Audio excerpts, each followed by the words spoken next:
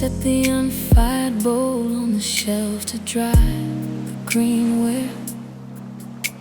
Soft and gray and fragile still, the clay not yet aware of the hardness the kiln would give it, the raw shaped form.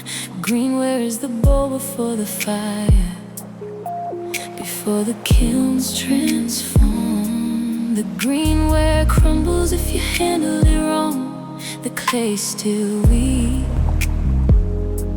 The unfired bowl is all potential, the hardness still to seek. Shape but unfired, soft but holding, the greenware on the shelf. Shape but unfired, the raw clay bowl, the form before itself becomes the hard thing the kiln will make, the fragile waiting stage. Shape but unfired, the greenware waiting. Shape but unfired, soft but holding, the greenware on the shelf. Shape but unfired, the raw clay bowl, the form before itself becomes the hard thing the kiln will make, the fragile waiting stage. Shape but unfired, the greenware waiting.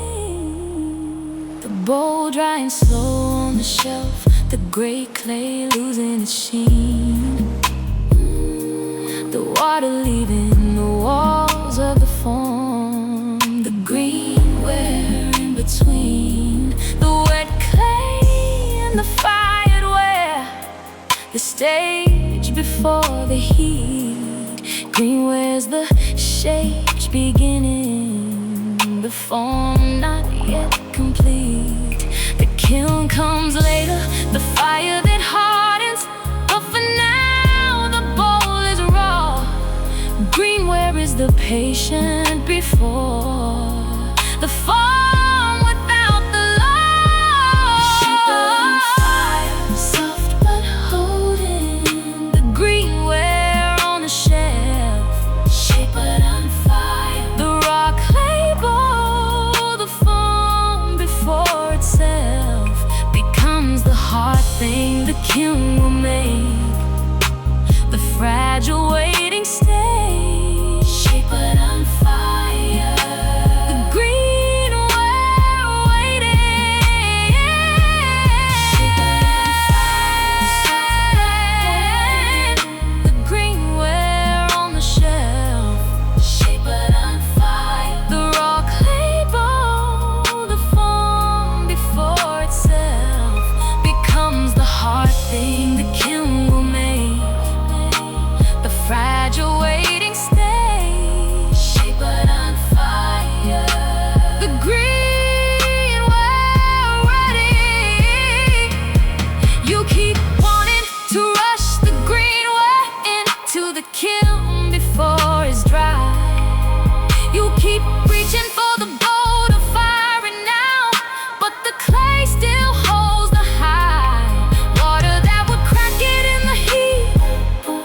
The form would shatter in the flame. The greenware needs the slow days on the shelf before it earns the name of fireware. Pushing it toward the kiln too soon would only break the bowl, leave the greenware drying for its own sake. The fire comes when the clay is hard. Shape but unfired, soft but holding, greenware on the shelf. Shape but unfired, the raw clay bowl, the form before itself becomes the hard thing the kiln will make, the fragile waiting stage. Shape but unfired, the greenware waiting.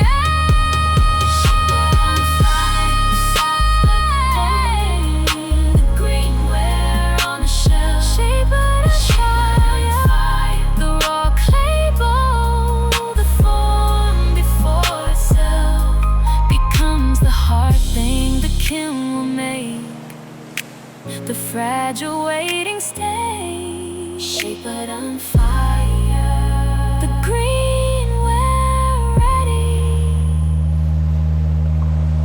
The Greenware dry and slow on the shelf in the corner of the studio. The gray clay bowl shaped and waiting. The kiln still cold below. The form complete, but the fire still days away. But patient raw, shaped on fire. The Greenware drying the bowl without the law.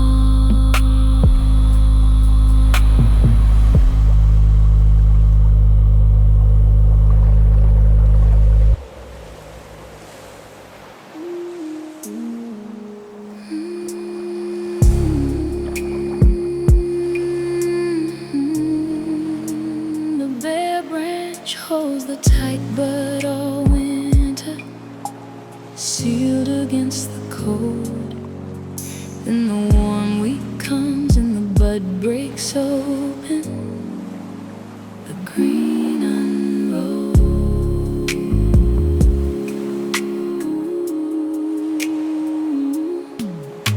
The smell of the wet bark in the first warm week after the long freeze. Tight bud swelling along the apple branches. The slow ease of the scales loosening at the tip, where the green began to show. Bud break is the sealed thing opening. The winter letting go. The bud held shut all winter, sealed in the scales against the snow. Then the warmth and the slow split, the green beginning to show. The bud breaks open, the green unrolling, the sealed thing letting go.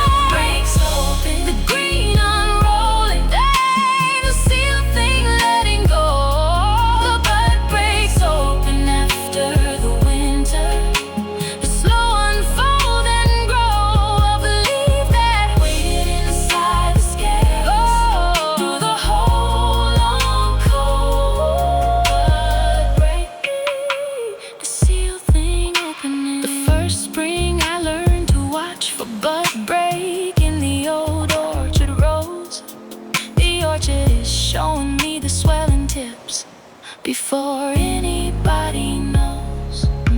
The winter's nearly done, the green point just beginning at the scale. The buds I'd walk past all the cold months, suddenly about to unveil. The leaves they'd held sealed tight inside, and I'd not known to look for the slow swell at the branch tip, the opening, the warm we took as its cue. The memory of every sealed thing I thought was only bare. The bud breaks open, the green unrolling, rolling, the sealed thing letting go. The bud breaks open after the winter, the slow unfolding grow of the leaf that waited inside the scales through the whole long cold. Bud break, the sealed thing opening. The bud breaks open, the green unrolling, the sealed thing letting go. Oh, bud breaks open after the winter, the slow unfolding grow of the leaf that waited inside the scales through the whole long cold. Bud break, the sealed thing unfolding.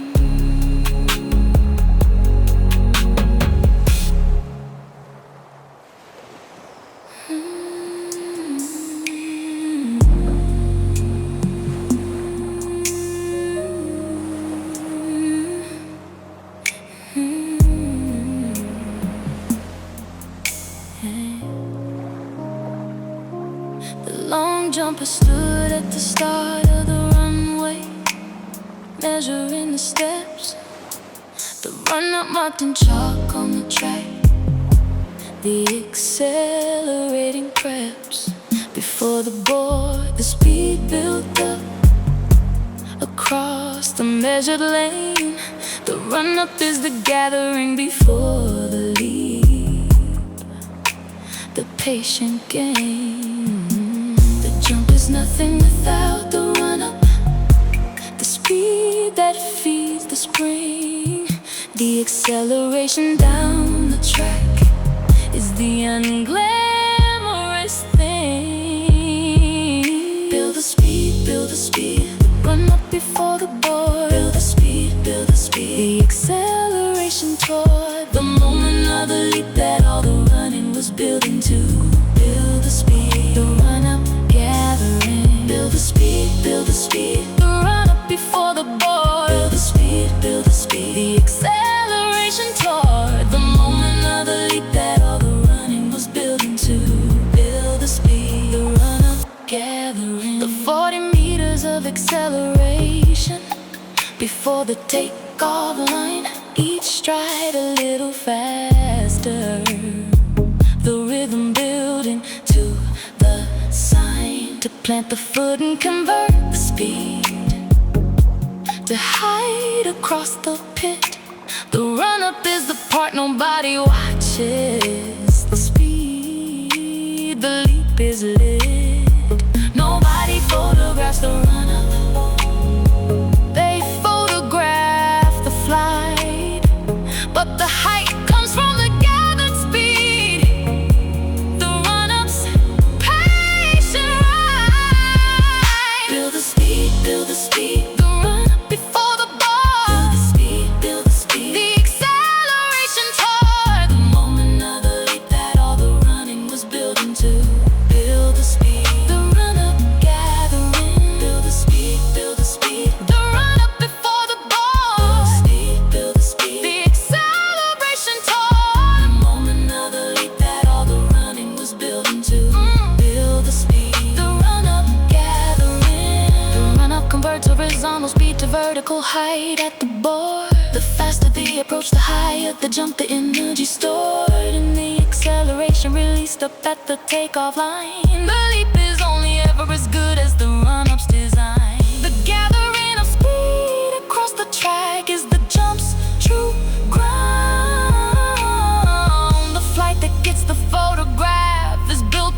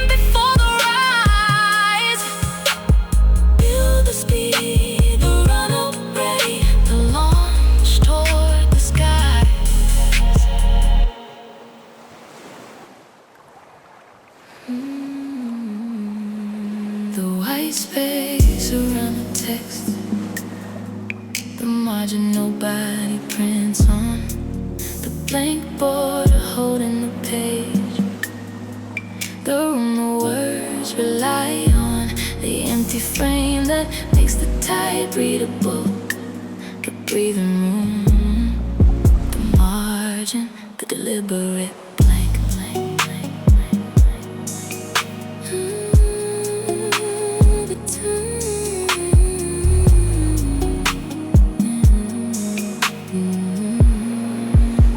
The typesetter leaves the margin wide, the white, the round, the black.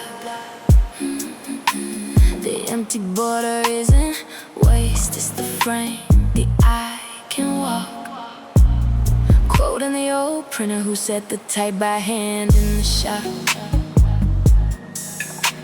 The margin's not the leftover space, it's the part that makes the type stop. Crowding the eye, the white border the reader's hand can hold. The margin doing its quiet work, the blank, the page consoled. A page printed edge to edge with no margin can't be read or held. The blank border is the function, not the ways the room compelled.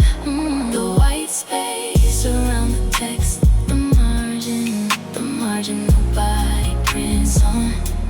The blank border holding the page, the room the words rely on, the empty frame that makes the type readable, the breathing room, the margin, the deliberate blank, blank, blank, blank.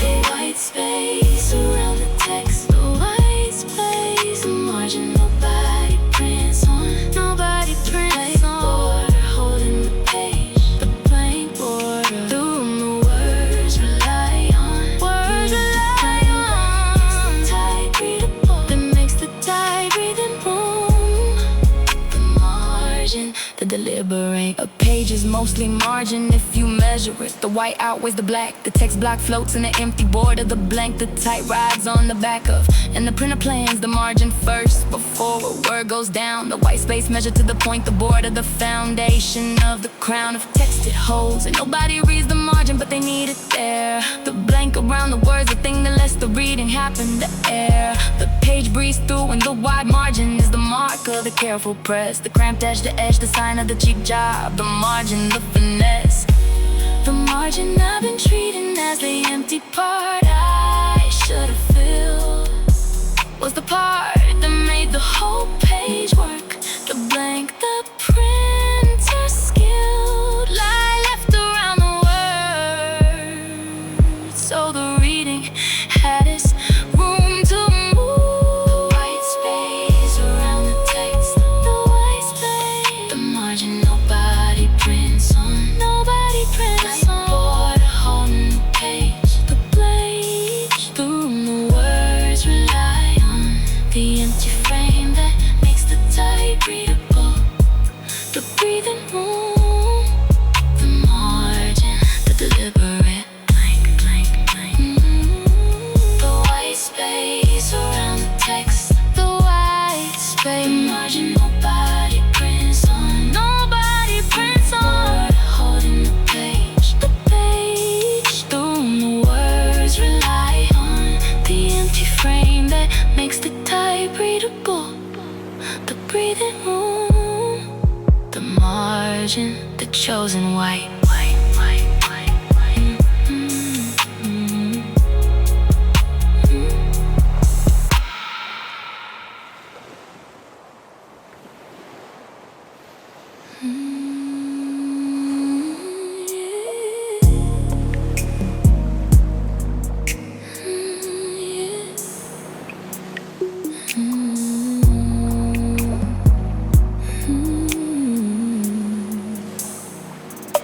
The cliff face breaks down grain by grain, the rock would turn into sand. The cliff face weathering stone, the stone giving back to the land. What the mountain held for an age, the freeze and the rain and the wind.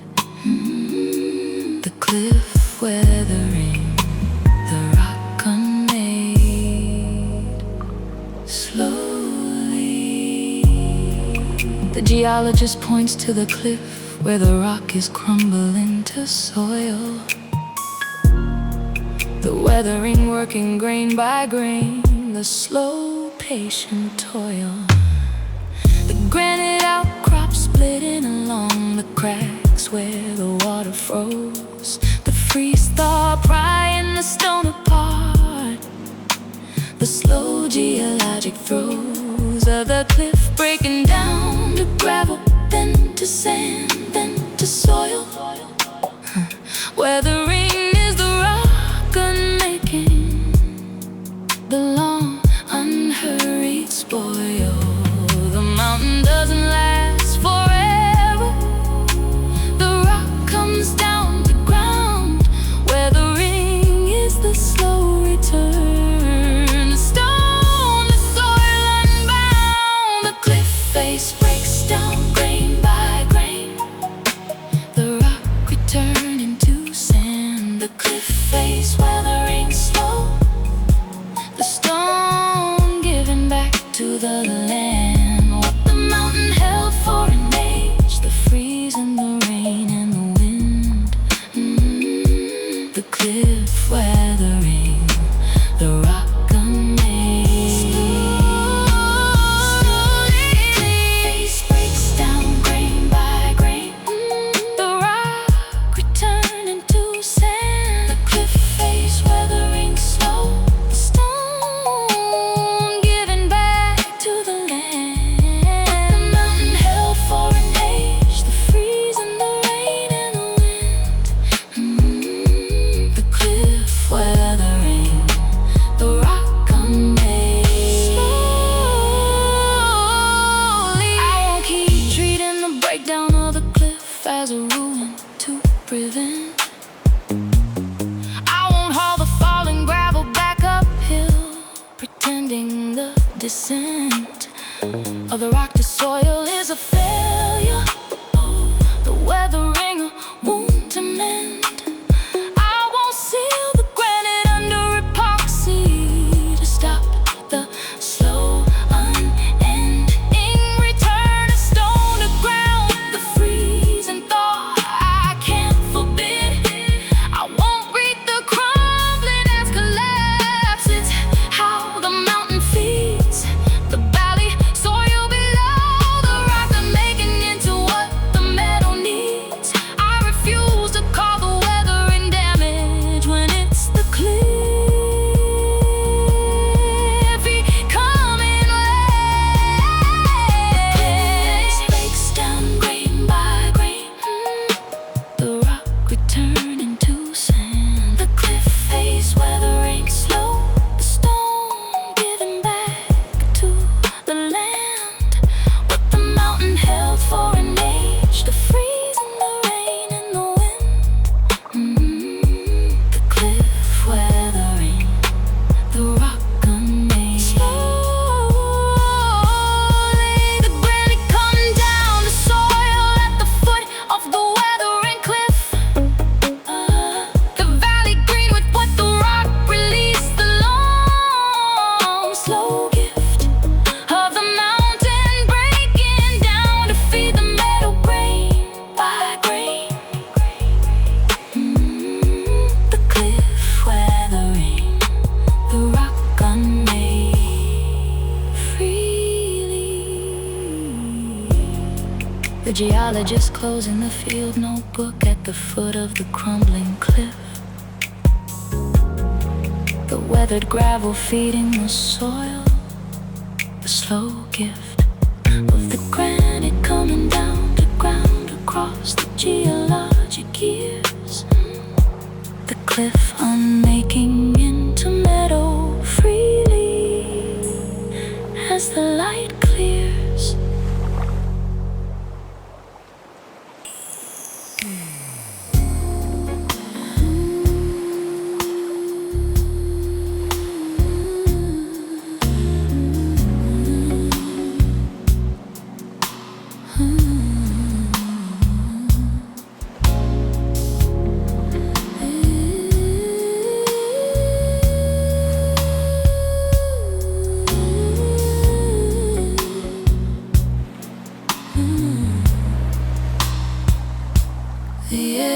holds its shape in a moving river, the spinning still. The eddy keeps its form by turning, the spinning world that will stay in one place while the water pours through it and moves on past. The eddy, a shape made of motion. Behind the rock in the river, the water turns back on itself. The eddy spinning in place, holding its form on the current shell. The kayak pointing to the eddy behind the boulder midstream. The water there turning upstream against the main flow, the seam where the current split around a rock and curled back into the calm. The eddy holding a slow spin while the river poured past its palm. The eddy isn't still, it's spinning, but it stays in the same spot. A shape the moving water makes and holds, standing nigh. The eddy holds its shape in the moving river, the spinning still. The eddy keeps its form by turning, the spinning world that will stay in one place while the water pours through it and moves on past. The eddy, a shape made of motion. The eddy holds its shape in the moving river, the spinning still. The eddy keeps its form by turning, the spinning world that will stay in one place while the water pours through it and moves on past. The eddy, a shape made of motion. An eddy is a structure made entirely of moving water, never the same. Molecules twice the form persisting while the substance flows through the frame. The water in the eddy this second is gone, the next replaced by new water, taking the same curved path, the pattern kept, not the place. Particular drops, the eddy is a process that looks like the thing, the standing shape in the flow, the spin the only permanent string, holding it together, the rock upstream, the reason it forms at all. The eddy is staying with self in a current, actually looks like the controlled fall. The river never stops pouring through, the eddy never stops its turn.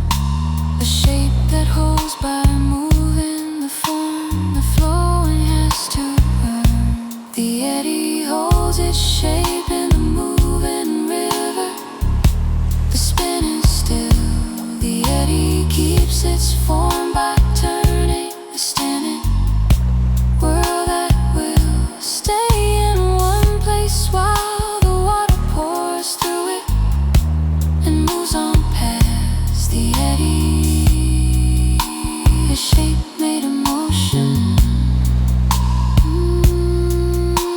The thing I called my fixed self was always an eddy, a shape held in flow. The water moving through me every second, none of it the same as a year ago. But the pattern persisting, the spin in place, the form, the current allowed. By the rock upstream, constraint that let me hold my shape in the crowd. Of the pouring water, the self not a thing but a process, keeping its turn. The eddy taught me what staying myself in the moving river had to earn. The eddy holds its shape in the moving river, the spinning still. The eddy keeps its form by turning, the standing world that will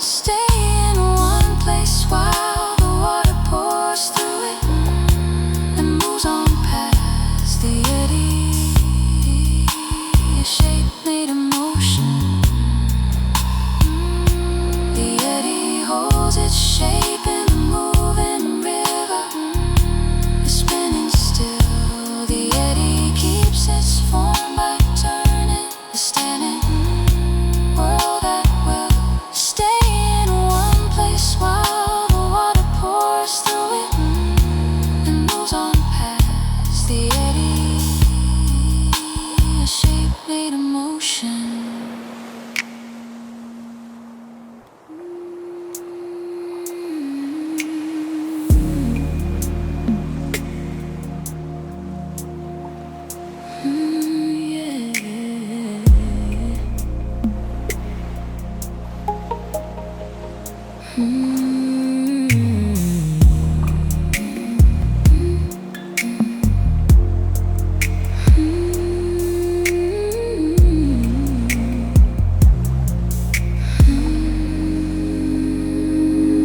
Never the intersection where the roads cross flat and the lights decide. Never the four-way stop where the traffic has to wait and slide. Through and turns, the overpass lets the two roads pass without a meeting.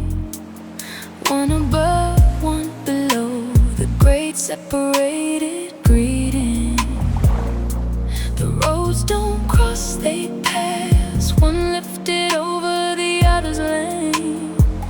No light, no stop, no merge, just the over and under the plane. Over and under, never crossing, the two roads passing clear. Over and under, intersection, the grades that don't cohere. Into a meeting, just a bridge lifting one road over the other's flow. Over and under, passing, not crossing. Over and under, never crossing, the two roads passing clear. Over and under, no intersection, the grades that don't cohere. Into a meeting, just a bridge lifting one road over the other's flow. Over and under, passing, not crossing. The headlights on the road below, sweeping under the overpass beam. The cars above oblivious, the two streams of the same theme. Of traffic never touching, separated by the concrete span. Over and under, the roads designed never to cross their plan. They share the same map, the same night, the same city's grid of light. But the overpass keeps them apart. The over and the under, the high. Over and under, never crossing, the two roads passing clear. Over and under, no intersection, the grades that don't cohere. Into a meeting, just a bridge lifting one road over the other's flow. Over and under, passing, not crossing. Over and under, crossing, the two roads passing clear. Over and under, no intersection, the grades that don't cohere. Into a meeting, just a bridge lifting one road over the other's flow. Over and under, passing, not crossing. The lights below, sweeping under the span. The road above unaware. Over and under, the two streams passing, never to share. The cool of the concrete underpass as the cars swept by overhead. The low rumble of the traffic above coming down through the spread. Overspan the headlights below, pointing the opposite way. The smell of the exhaust and the rain on the road in the gray.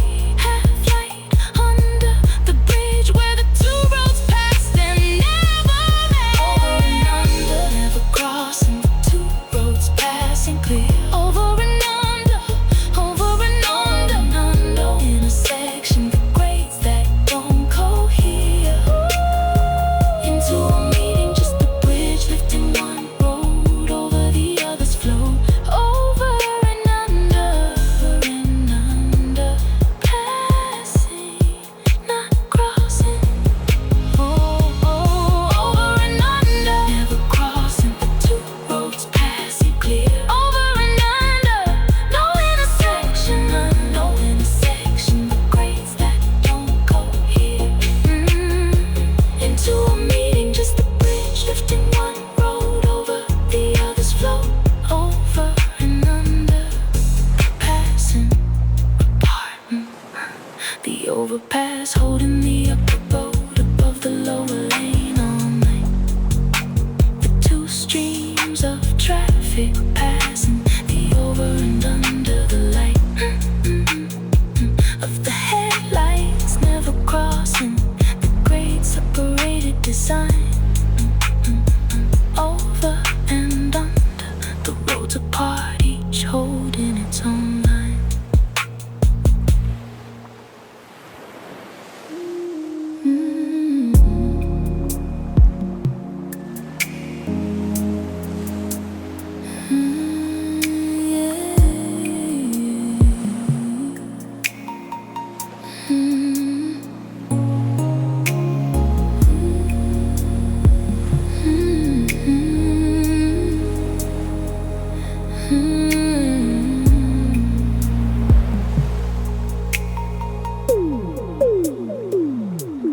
Porch light burning yellow against the warm summer dark. The moth circling closer to the ball of the helpless heart. Around the light it couldn't reach and couldn't leave alone. The moth at the lamp, the orbit nobody had to be shown. The moth navigates by the moon, by keeping the light at a constant angle. But a near bulb throws the angle off, and the flight becomes a tangle. Around and around the lamp, the moth that can't break free of the light. Around and around the lamp, the bulb it circles all the night.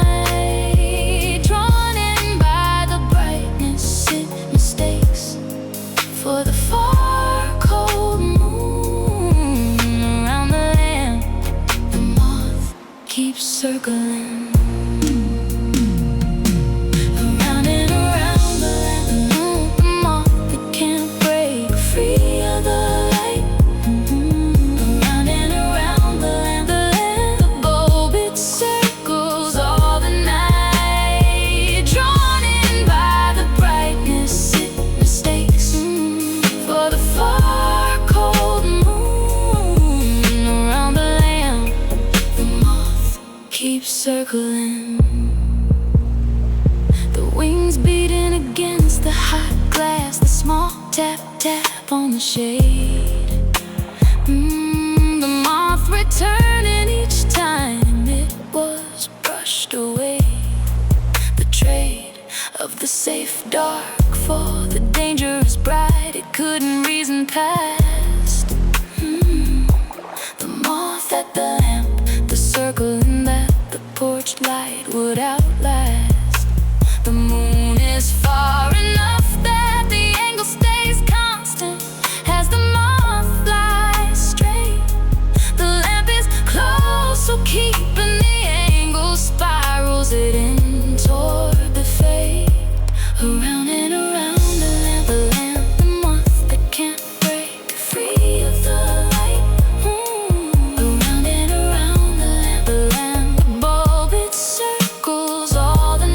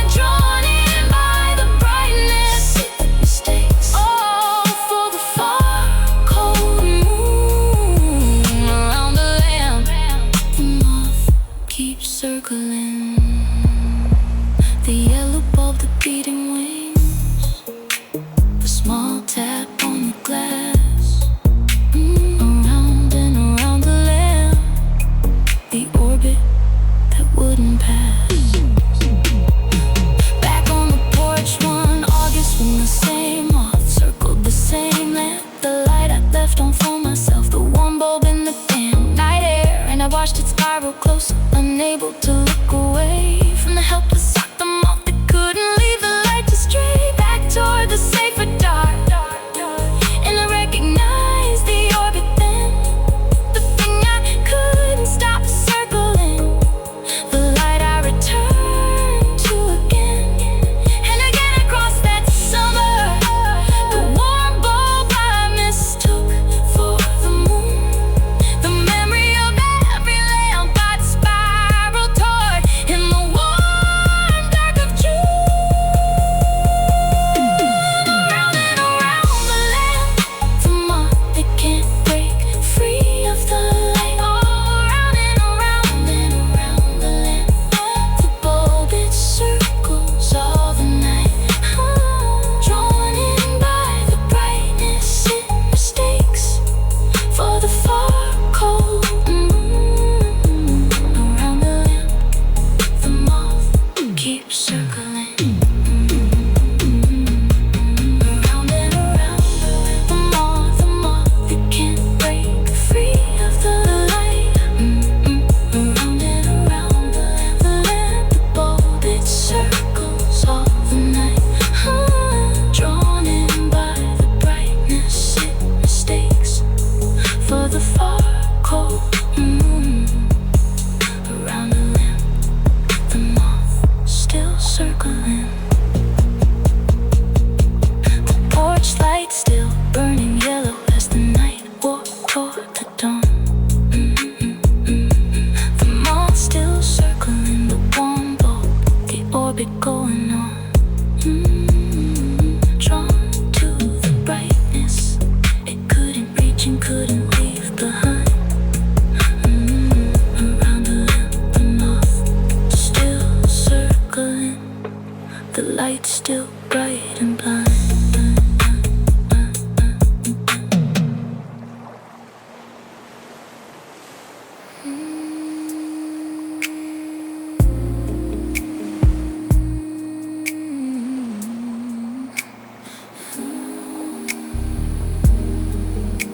The spark jumps the gap before the fingers touch the metal door.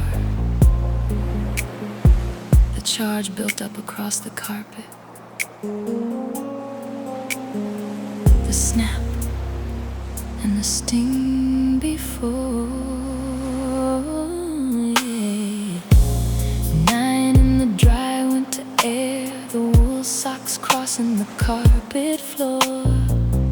The electrons gathering on the skin, the charge the body wore. Building with every step toward the brass handle of the bedroom door.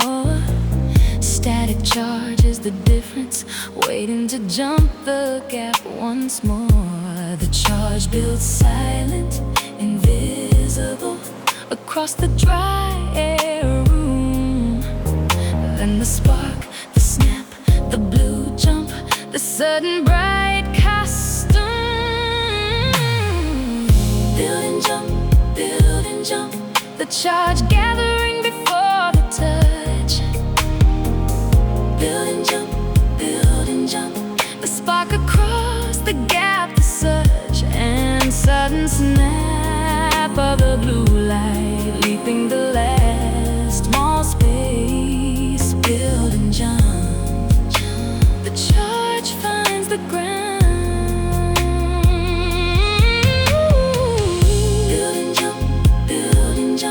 The charge gathering before the touch. Build and jump, the spark across the gap, the surge and sudden snap of the blue light, leaping the last small space. Build and jump, the charge finds the ground. The hair lifting toward the comb in the dry air, the strands that rose, the crackle when the sweater came off over the head. The blue glows in the dark of the static discharging, the snap at the fingertip. Static charges that gather difference. looking for the leap and the slip. The closer the hand comes to the metal, the harder the charge wants to jump. The gap shrinks and the pull grows stronger.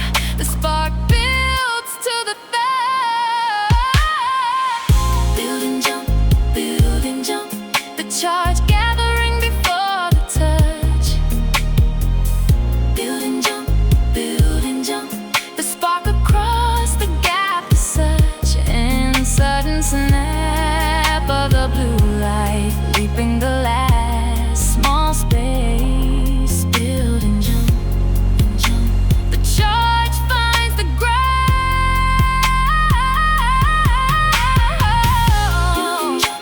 Build and jump, the charge gathering before the touch.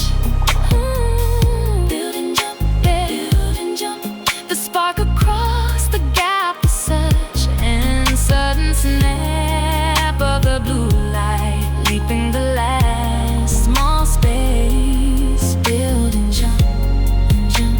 The charge finds the ground. Static analysis. The charge accumulates when the dry air won't conduct it away. Static analysis. The electrons build on the surface with nowhere to go all day. Static analysis. The potential difference grows until the gap can be jumped. Static analysis. The spark is the sudden equalizing the gathered charge dumped. Static analysis. The snap you feel is the difference, finally finding its release. Static analysis. The closer the conductor comes, the more the field will increase. Static analysis. The charge was building the whole time before the touch. Unseen. Build and jump, build and jump. The charge gathering before the touch. Build and jump, build and jump. The spark across the gap is such an sudden snap of the blue light, leaping the last small space. Build and jump, and jump. The charge finds the ground. Build and jump, build and jump. The charge finds the ground. Build and jump, build and jump. The charge leaps the gap.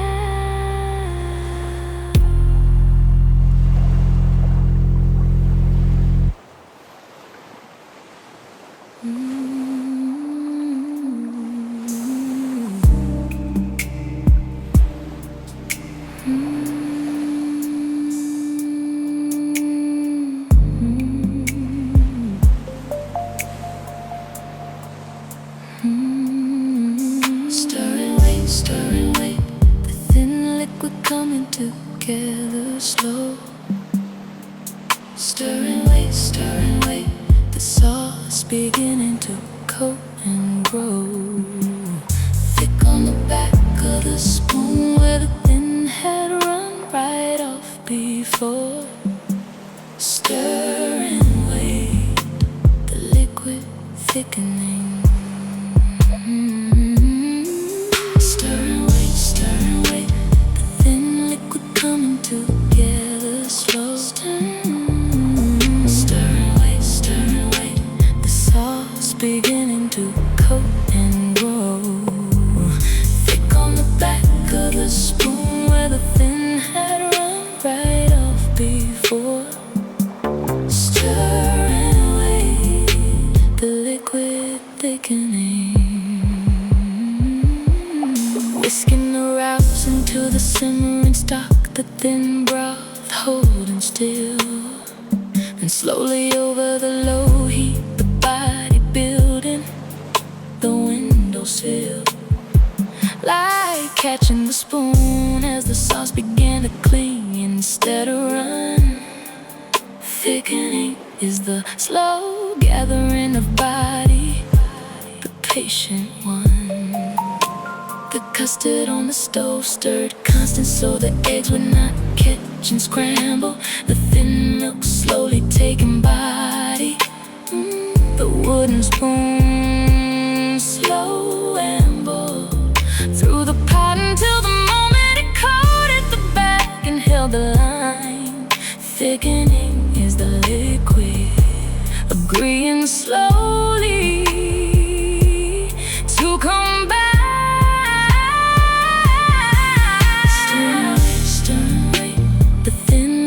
Coming together slow, stir and wait, stir and wait, stir and wait. The sauce beginning to coat and grow thick on the back of the spoon where the thin had run right off before. Stir, stir and wait, the liquid thickening.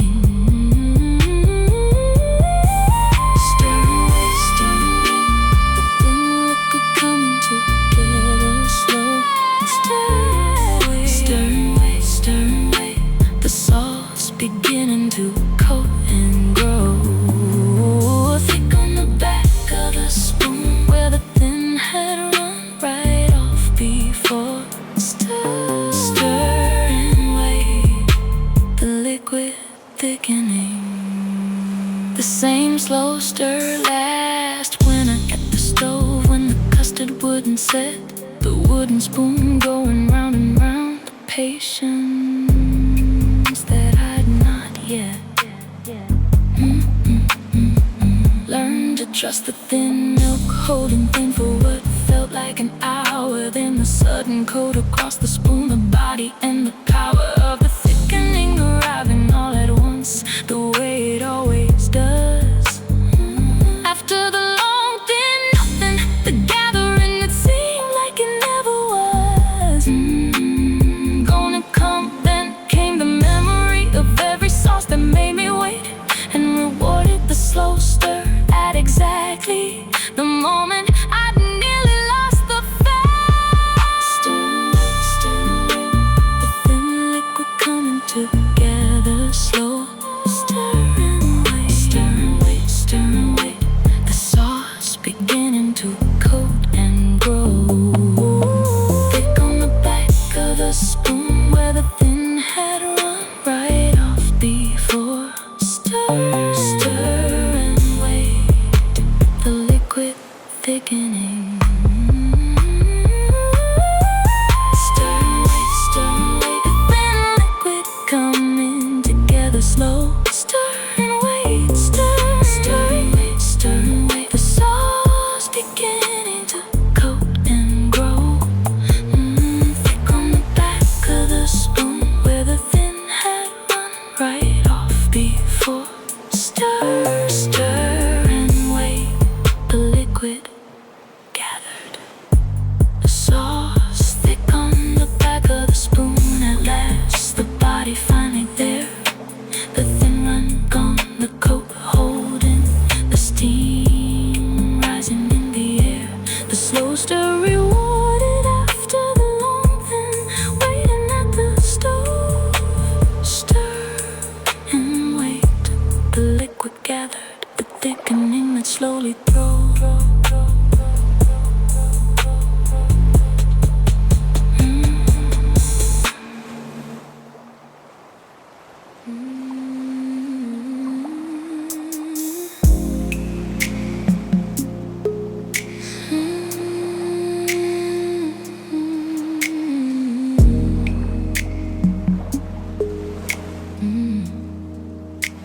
Slow smoke, low heat, the flavor moving into the meat over hours. Slow smoke, low heat, the cold smoke curling the patience that flowers into the flesh. The taste carried in on the drift of the smoldering wood. Slow, slow smoke, the flavor taken slowly. The smoker holds the fire low and feeds the chips to make the smoke. Not the flame on the meat, but the drift of it. The slow and steady stoke. The pit master kept the firebox cool, the smoke drifting through the chamber, the brisket taking on the flavor over 12 full hours.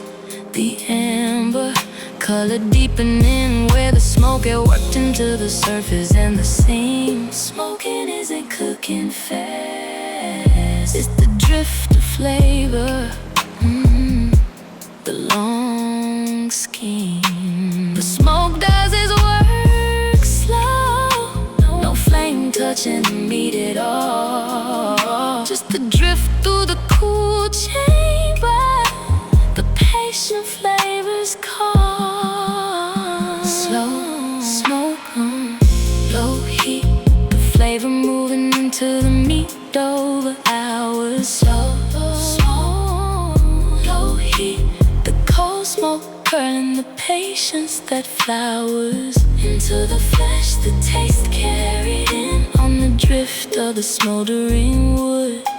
Slow, slow smoke, the flavor taken slowly. Slow, slow, slow smoke, low heat, the flavor moving into the meat over hours.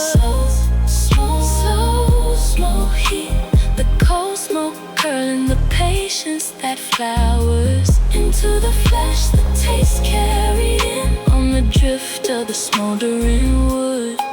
Slow, slow smoke, the flavor taken slowly. Smoking is the slowest way to cook and the deepest way to flavor. The wood smoke is cool, the smoke drift through the long hours that you savor. Not for the speed, but for what the drift does to the surface over time. The taste of hickory and apple wood worked in, the slow sublime penetration of the smoke into the meat across the patient span. The firebox kept just hot enough to smolder, never the fan. And the flame, cause the flame would cook too fast, and that's the point. The slow drift is the whole method, the smoke working every joint. Quit rushing me toward the high flame, and the fast air and the quick plate. The smoke needs hours, not minutes. The flavor won't accelerate, the drift moves at the pace it moves. The smolder won't be hurried. I won't crank the firebox up to flame just to have the dinner curried. Faster to the table, the slow smoke is the thing I chose. Leave the chamber cool and the smoke drifting low, the way the flavor grows. Slow smoke, low heat, the flavor moving into the meat over hours. Slow smoke, low heat, the cold smoke curling the patience that flowers into the flesh, the taste carried in on the drift of the smoldering wood. Slow smoke, the flavor taken slowly. Slow smoke, low heat, the flavor moving into the meat over hours. Slow smoke, low heat, the cold smoke curling the patience that flowers into the flesh, the taste carried in on the drift of the smoldering wood. Slow smoke, the flavor taken deeply.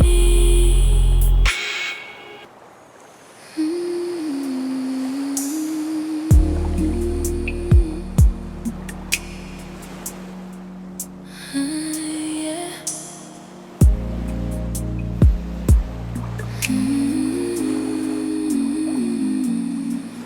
One face always turned to you, one face always turned away. One face in the permanent light, the other in the permanent gray. The moon shows the earth, one side forever, the far side never seen. Tidal lock, one face always. One face always turned to you, one face always turned away. One face in the permanent light, the other in the permanent gray. The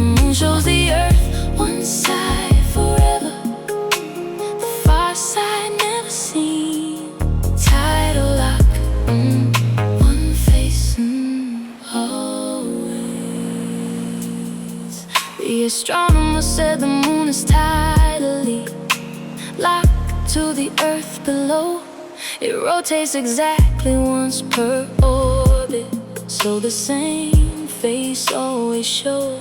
The far side never visible from here, the hidden hemisphere. The moon turned permanently toward us, the one face always near. The gravity over the eons slowed the moon to spin to match its year, until the same side faced the earth forever. The locked and clear arrangement where the rotation and the orbit became the same. Tidal lock is the gravity's long pull, settling into the frame. The moon can't help but face us. The lock was set by the slow pull, one side toward the earth forever, the other dark and full. I turn one face to you for years, the way the moon turns to the earth. Tidal lock is the orbit and the spin, agreeing on the word. One face always turned to you, one face always turned away. One face in the permanent in the light, the other in the permanent gray. The moon shows the earth, one side forever, one side, the far side never seen. Tidal lock, one face, always. One face always turned to you, one face always turned away. One face in the permanent light, the other in the permanent gray. The moon shows the earth, one side forever, one side, the far side never seen. Tidal lock, one face, always. Soon enough a probe will swing around and photograph the side I'd never show. Soon the far hemisphere gets mapped, the hidden face brought into the glow. Soon the locked arrangement opens, the dark side finally lit and seen. Soon the one phase orbit breaks and shows the gray that's always been. Soon the tidal lock releases what it held in permanent unseen. One face always turned to you, one face always turned away. One face in the permanent light, the other in the permanent gray. The moon shows the earth, one side forever, one side, the far side never seen. Tidal lock, one face, always. One face always turned to you, one face always turned away. One face in the permanent light, the other in the permanent gray. The moon shows the earth, one side forever, one side, for our side never seen. Tidal lock, one face turning.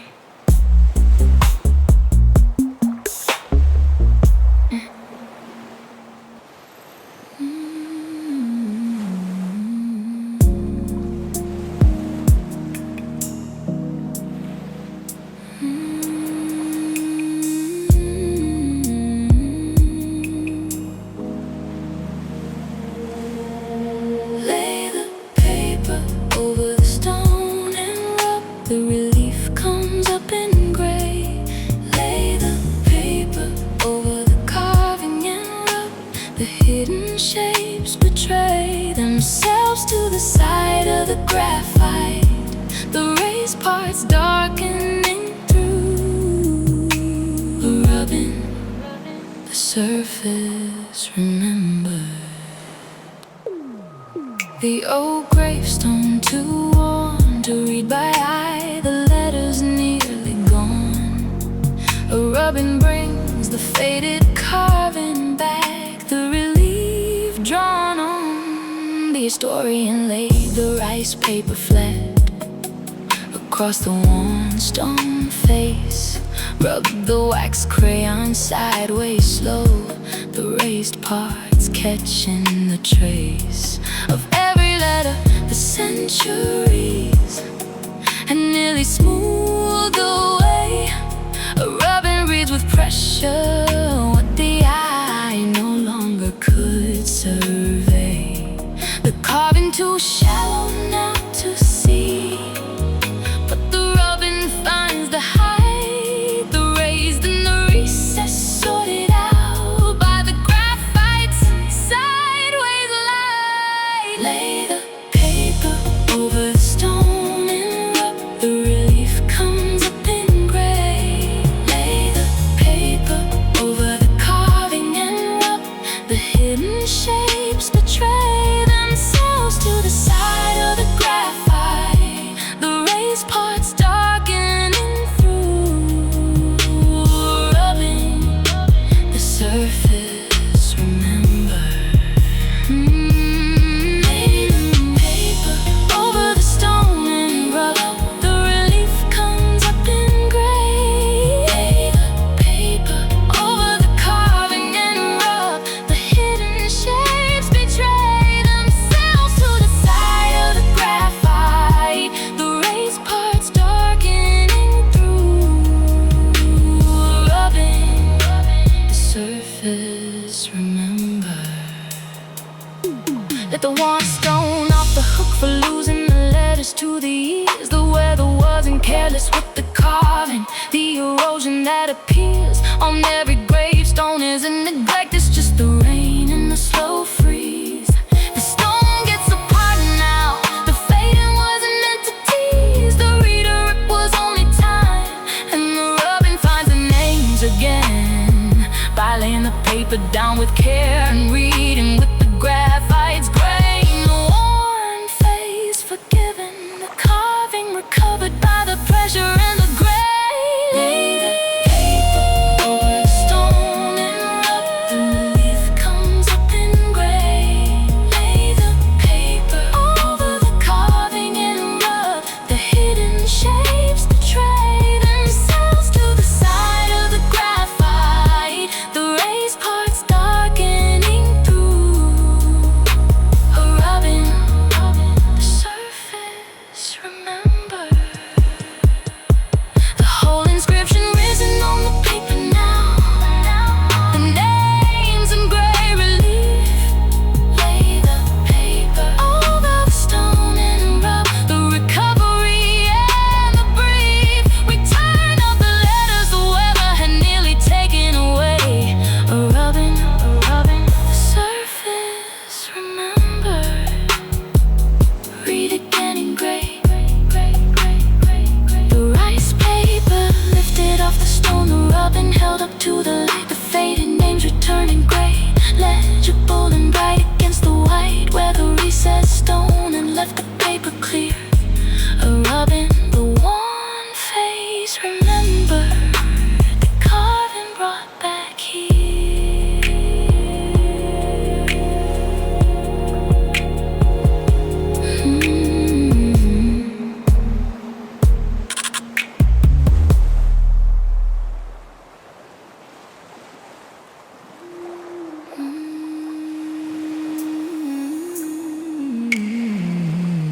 Strike one string and the other one sings, the matching frequency wakes. Strike one string and across the room the tune twin shakes into the same vibration, untouched, just answering the air. Resonance, the sympathetic string.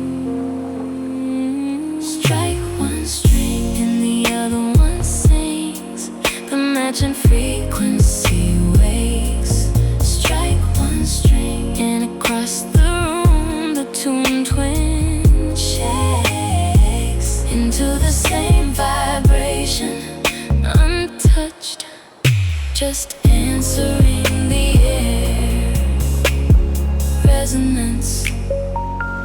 sympathetic string.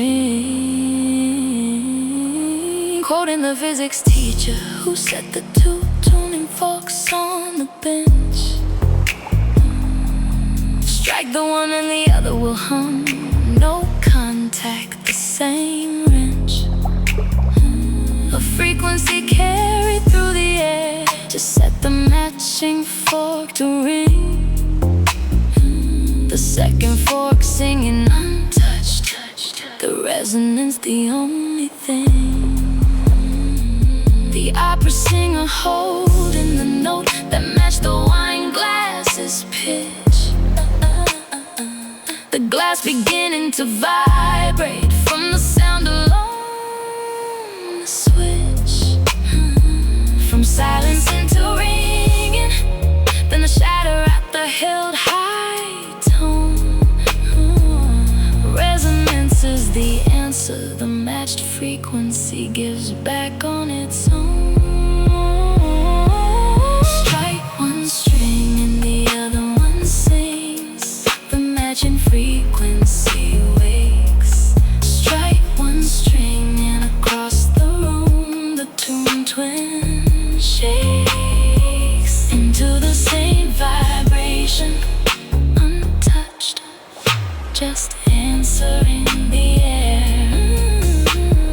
Resonance, the sympathetic string. Strike one string and the other one sings. The matching frequency wakes. Strike one string and across the room the tune twin shakes into the same vibration, untouched, just answering the air. Resonance, the sympathetic string. The hum in the chest before either of us had said a word across the room. The vibration carried through the air.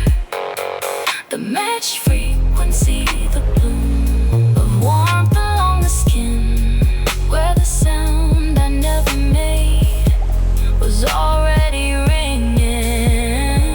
We never touched and still I rang the moment you struck your note. Resonance needs no contact. The matched frequency is all it wrote. Strike one string and the other one sings. The matching frequency wakes. Strike one string and across the room the tone twin shakes into the same vibration, untouched, just answering the air. Resonance, the sympathetic string. Strike one string and the other one sings. The matching frequency wakes. Strike one string and across the room the tune twin shakes into the same vibration, untouched, just answering the air. Resonance, the answering string. The two forks ringing together on the bench long after the single strike. The matched frequencies holding the tone, the sympathetic alike. Vibration carried through the air with no contact between the two. Resonance, the answering hum, the note the air ran through.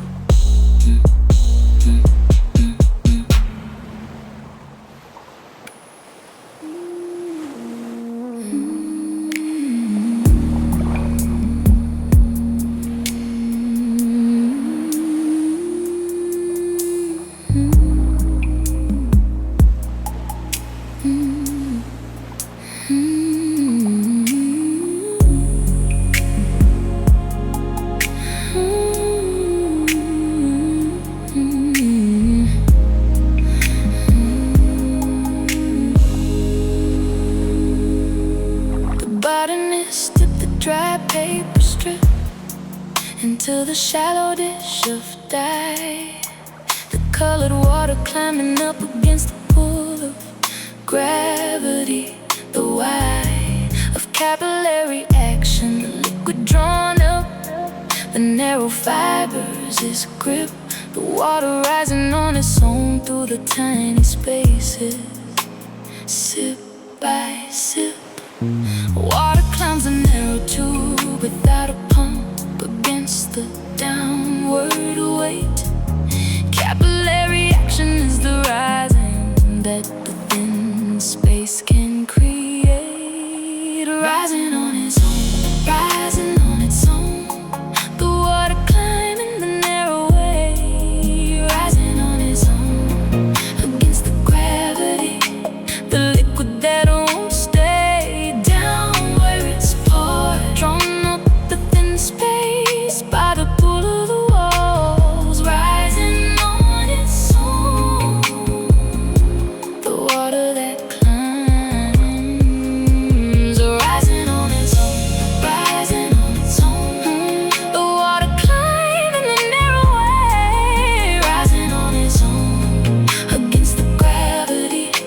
The liquid that won't stay down where it's poured, drawn up the thin space by the pull of the walls, rising on its own. The water that climbs.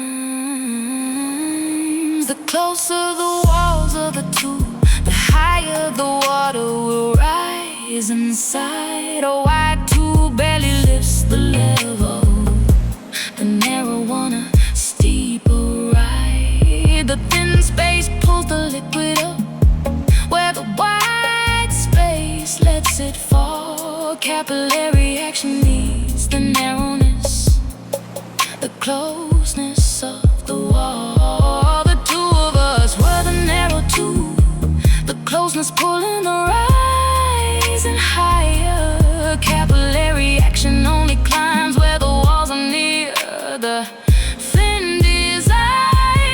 Rising on its own, rising on its own. Ooh, the water climbing the narrow way, rising on its own against the gravity. The liquid that won't stay down where it's poured, drawn up the thin space by the pull of the walls, rising on its own. The water that climbs,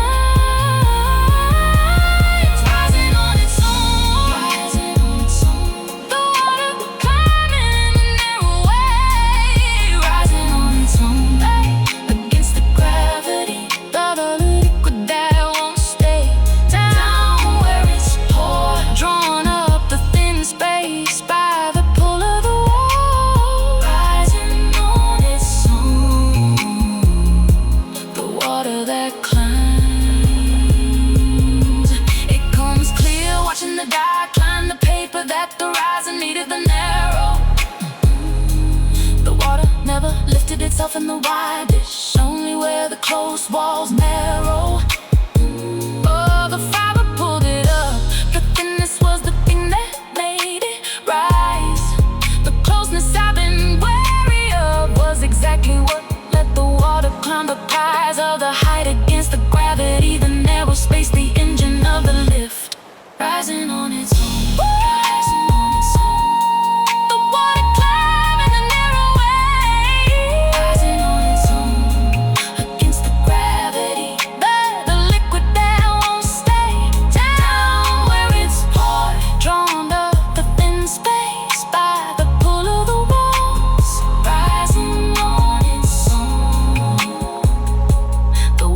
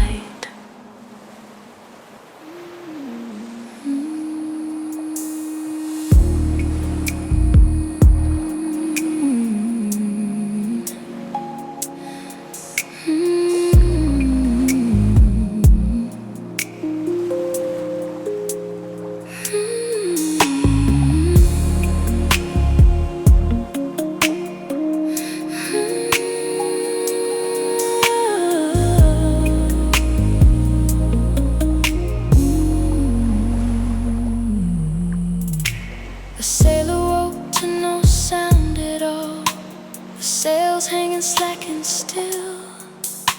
The sea gone flat as poured glass, the horizon a level sill. Not a breath of wind in any direction, the boat dead in the water's hold. Dead calm is the absence of the wind, the sails were built to fold. Not a storm, not a gale, not a gust, the rigging has to fight. Dead calm is the nothing, the flat sea, the windless empty light. No wind, no wind, the sails hanging slack against the mast. No wind, no wind, the flat sea stretching out unsurpassed by any ripple, the boat held still on the glassy plain. No wind, no wind, the calm hold. No wind, no wind, the sails hanging slack against the mast. No wind, no wind, the flat sea stretching out unsurpassed by any ripple, the boat held still on the glassy plain. No wind, no wind, the calm holds. The barometer steady, the flags limp, the surface mirror bright. The sailor whistling for a wind, the way the old superstition might coax a breeze from the empty sky. The big calm boat going nowhere slow. Dead calm is the sea, refusing to give the sails a thing to show. A storm at least moves the boat somewhere. The calm just holds it fast. Dead calm is the stillness that strands you, the windless overcast. No wind, no wind, the sails hanging slack against the mast. No wind, no wind, no wind, no wind, the flat sea stretching out unsurpassed by any ripple, the boat held still on the glassy plain. No wind, no wind, the calm hold.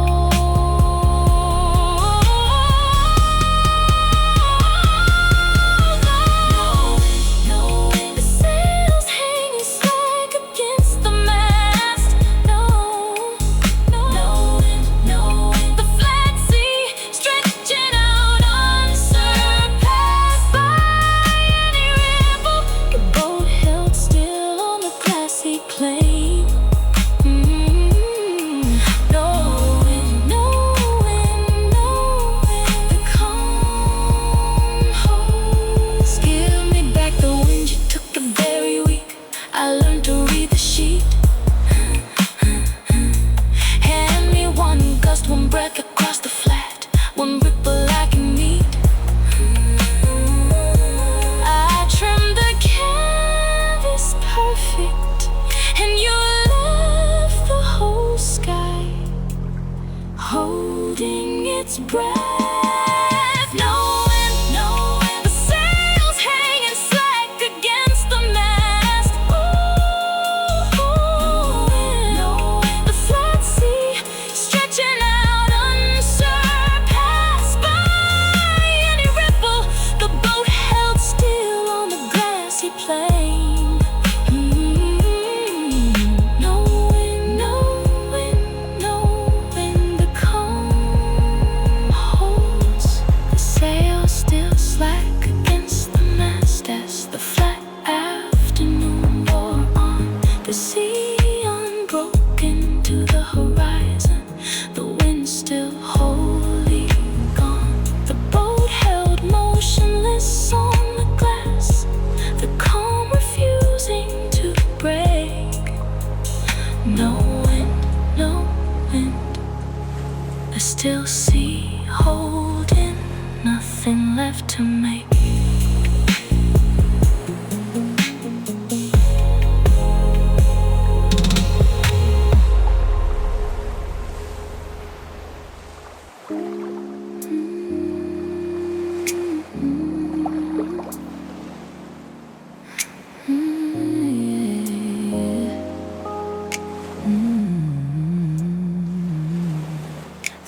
cicada splits its old shell down the back and climbs out new, leaving the empty husk gripping the bark, the perfect hollow clue.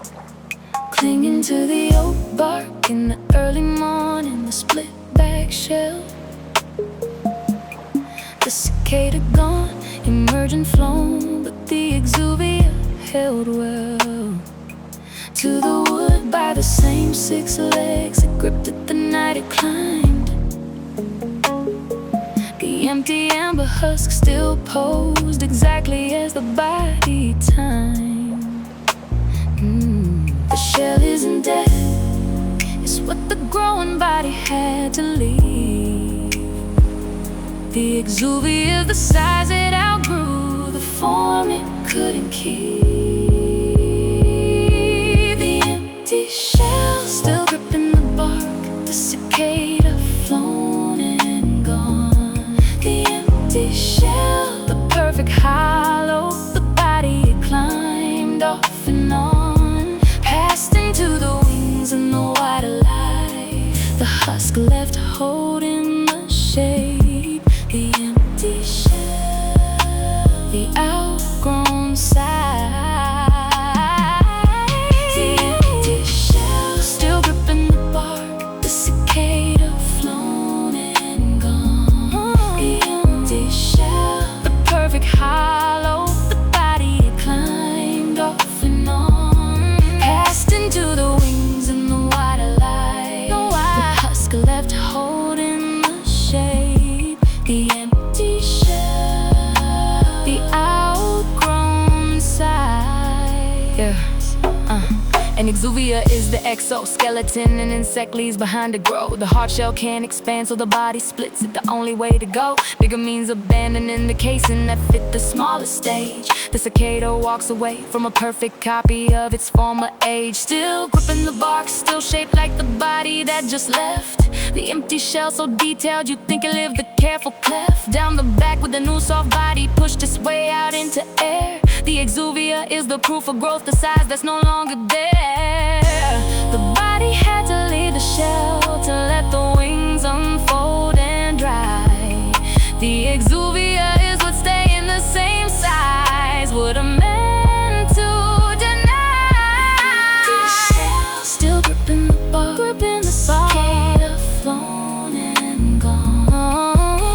The shell, the perfect hollow, the body it climbed off and on, passed into the wings and the white light. The husk left holding the shape, the empty shell, the outgrown side. The empty shell still gripping the bark, flown and gone.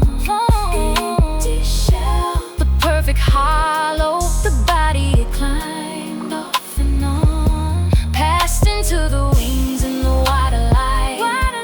Husk left holding the shape, the empty shell, the outgrown side. This summer I'll climb out of the shell, dressed up fitting a season ago. This summer the split goes down the back on purpose, the deliberate letting go. This summer I leave the perfect hollow, gripping the bark and I fly. This summer the outgrown casing stays behind, and the new wings dry. This summer I stop trying to fit the form the smaller body wants. The empty shell still gripping the bark, the cicada flown and gone.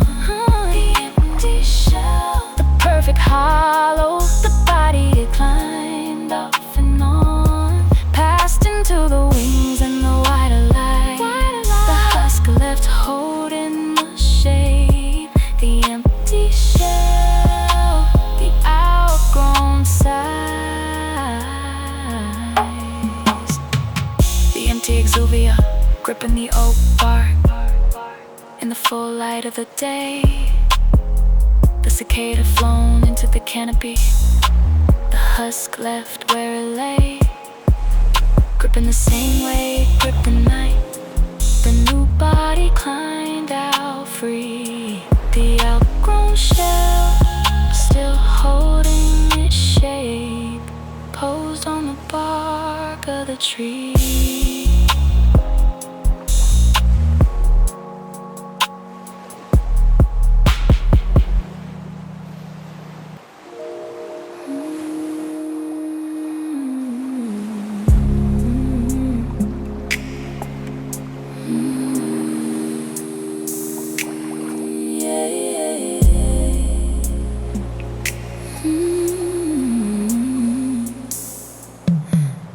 Raking the gray ash off the top of the fire pit the morning after. The flames long gone, the logs collapsed, but underneath the rafter of the charred wood, the embers still glowed orange at the heart. Embers outlast the fire by hours, the heat held in store. The flames are the loud part, gone by midnight, the spectacle that ends. Embers are the quiet heat that stays, the part the morning tends. Embers, embers, the orange glow beneath the gray. Embers, embers, the heat that outlasted the blaze's day, glowing low beneath the ash, long after the flames let go. Embers, the fire's slow remainder. Embers, embers, embers, the orange glow beneath the gray. Embers, embers, the heat that outlasted the blaze's day, glowing low beneath the ash, long after the flames let go. Embers, the fire's slow remainder.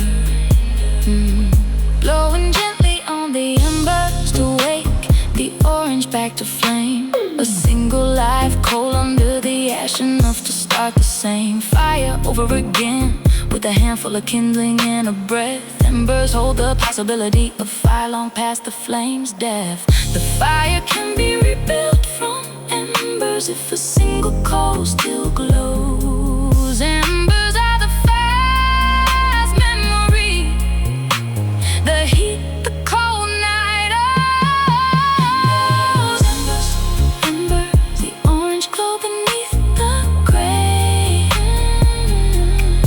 Embers, embers, the heat that outlasted the blaze's day, glowing low beneath the ash, long after the flames let go. Embers, the fire's slow remainder. Embers, embers, the orange glow beneath the gray. The orange glow beneath the gray. The heat that outlasted the blaze's day, glowing low beneath the ash, long after the flames let go. Embers, the fire's slow remainder. Let the flames off the hook for going out so early in the night. They were never built to last all morning, that wasn't theirs to fight. The embers were always gonna be the part that stayed behind. The blaze gets a clemency now, the burning now was by design. And the orange under the ash kept faith the way the flames never could hold. The fire wasn't broken when the flames died down to the glow. The bright part finished, the quiet heat remained, but that was the fire also, the thing that left and the thing that stayed were the same. Fire all along. Embers, embers, the orange glow beneath the gray. Embers, embers, the heat that outlasted the blazes day. Glowing low beneath the ash, long after the flames let go. Embers, the fire's slow remainder. The embers glowing orange under the gray ash through the morning chill. The flames long gone, but the scent is still warm. The heat holding still. The single live coal that could wait the fire if the breath came slow. Embers under the ash at dawn. The fire's last low glow.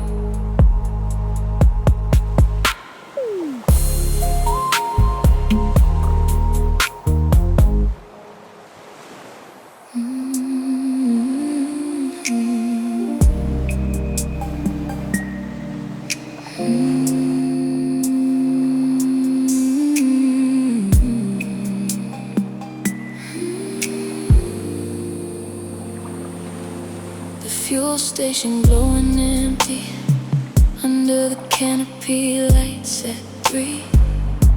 The pumps all idle, the card readers lit. The automated machinery ready to dispense to nobody on the dark stretch of the road. Night fuel is the station open all night for the rare unscheduled load. No attendant, no other car, just the pumps lit under the steel. The station keeping itself open for whoever might need to refuel. Pumps lit, nobody there. The canopy glowing over the empty lane. Pumps lit, card reader ready. The automated station's domain open all night for the one car that might pull in off the dark road.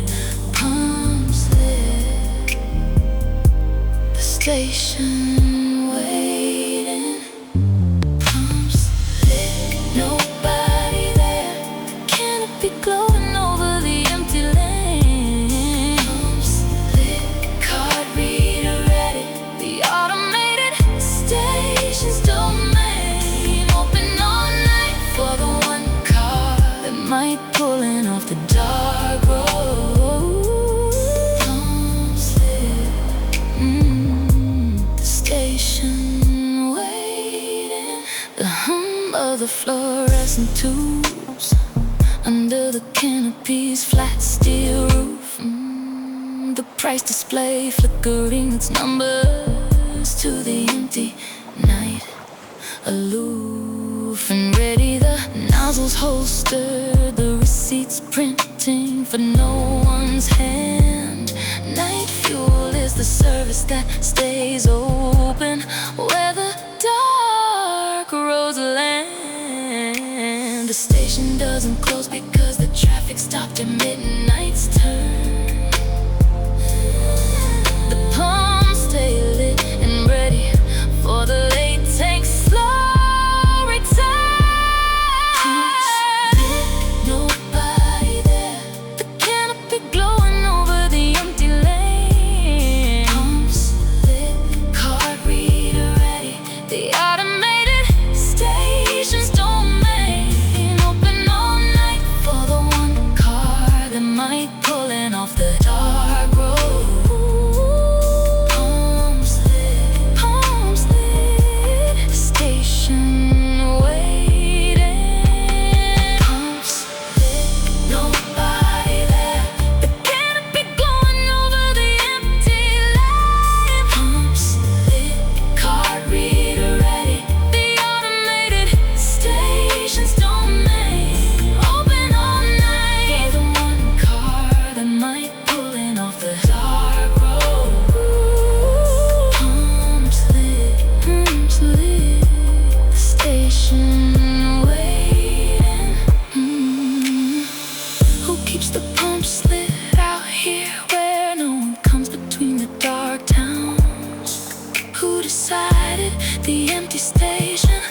was worth the power that the night drowns. What's the canopy glowing for? The reader's ready, the long lit light.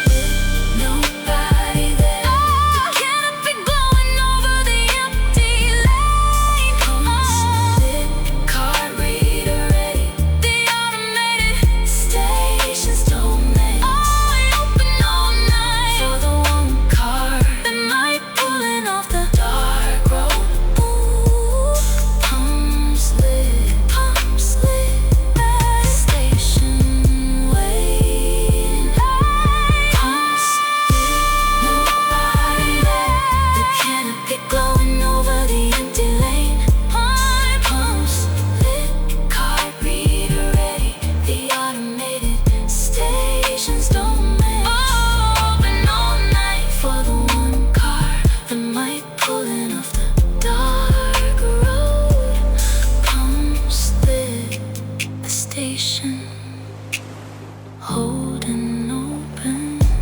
The canopy light still glowing as the first gray hint of dawn came on. The pump still idle and ready. The empty lanes, the long night gone. The station having held itself open through the dark for the rare car. Pumps lit, the lane still waiting. The dawn arriving from afar.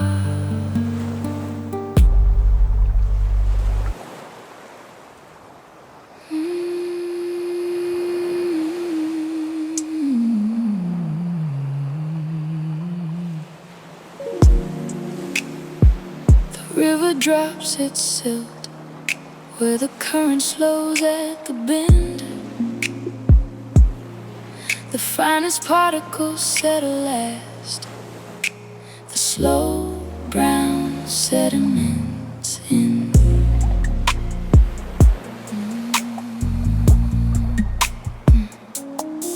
Never the gravel that drops first, where the water still runs quick. Never the sand that settles in the right for the course of pick. But the current sorting, the heavier grains let go upstream. Just the silt, the finest particles, the last to leave the stream. Silt only settles where the water finally stops its push.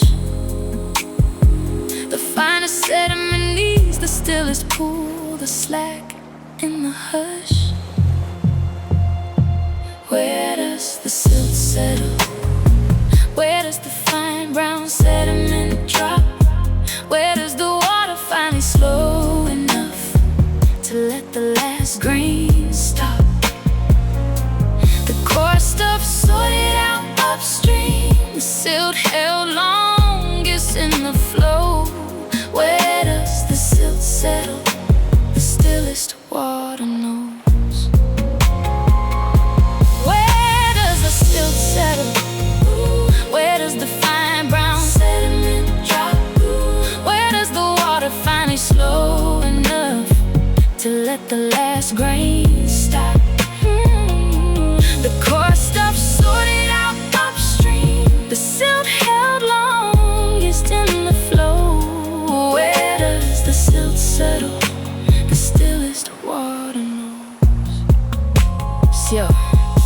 Silt is the smallest particle the river bothers to carry far. Sand drops in the rapids, gravel sooner, but the silt's the star that stays suspended through the fast parts. Brown and fine and light, held in the turbulence for miles until the water loses its fight and slow. Sent to the floodplain pool when nothing's moving fast. The silt comes out of suspension and the finest settling last. A delta is just silt that finally stopped the river's slowest gift. The fine brown layer at the bottom where the current lost its lift. The river held the silt the longest, carried it the furthest down. Silt settles only where the water quits the still pool brown. Where does the silt settle? Where does the fine brown sediment drop? Where does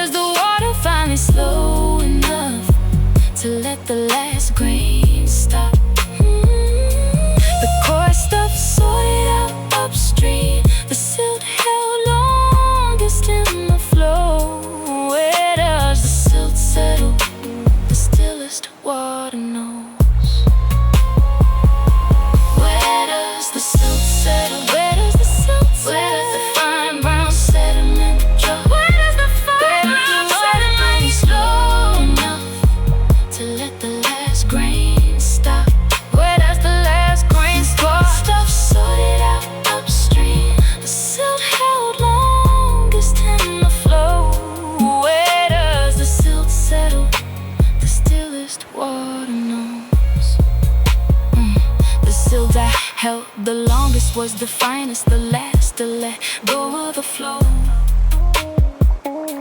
The particles the current carried furthest were the slowest ones to know. The stillness, the ones that needed the water fully stopped before they fell.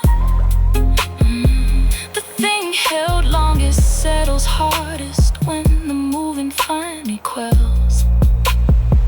Into the slack pool where nothing pushes, where the carrying is done. The fine brown layer settling last was the part that traveled the longest run. And only the complete stillness could release what the fast water never could. Where does the silt settle? Where does the fine brown sediment drop? Where does the water finally slow enough to let the last grain stop? The coarse stuff sorted out upstream. The silt held longest in the flow. Where does the silt settle? The stillest water knows. The brown silt settling slow across the floor of the still floodplain pool. The river quiet here, the current spent, the water flat and cool. The finest sediment laid down last in the layer, soft and deep. Where does the silt settle? In the stillness the rivers keep.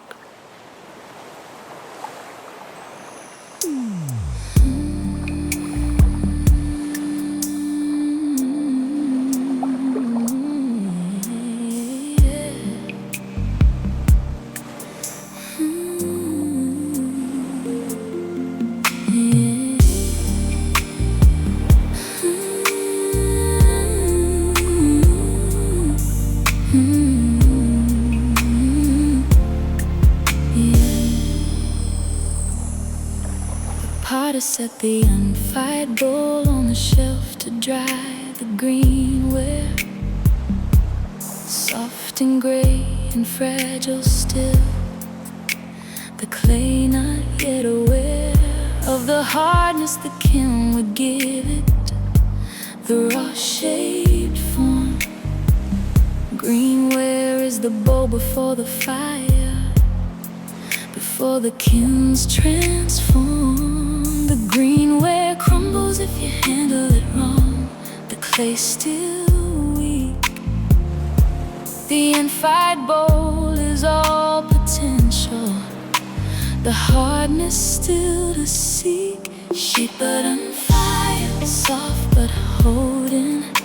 The greenware on the shelf.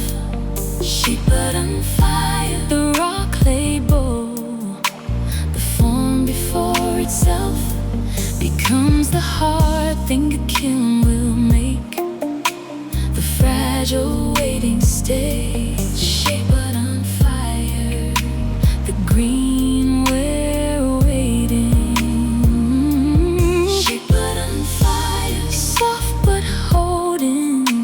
The greenware on the shelf, shape but on fire. The raw clay bowl, the form before itself, becomes the hard thing a kiln will make.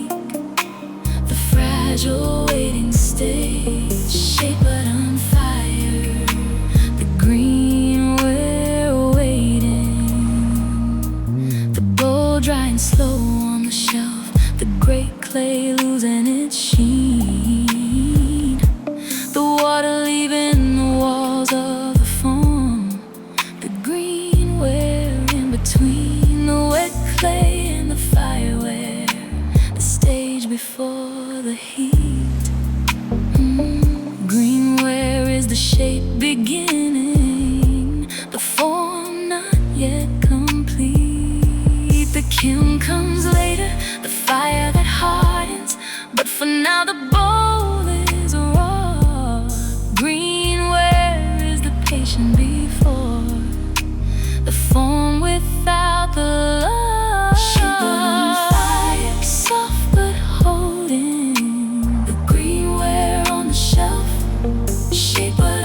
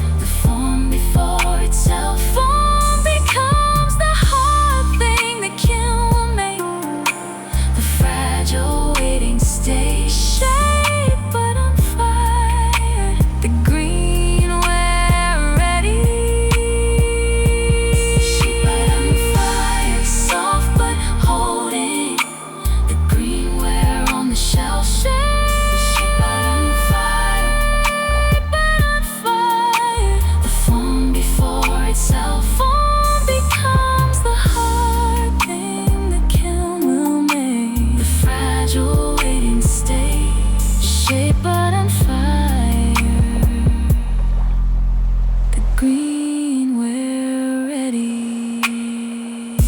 The greenware drying slow on the shelf in the corner of the studio. The gray clay bowl shaped and waiting, the kiln still cold below. The form complete, but the fire still days away. The patient raw shape put on fire. The greenware drying, the bowl without the law.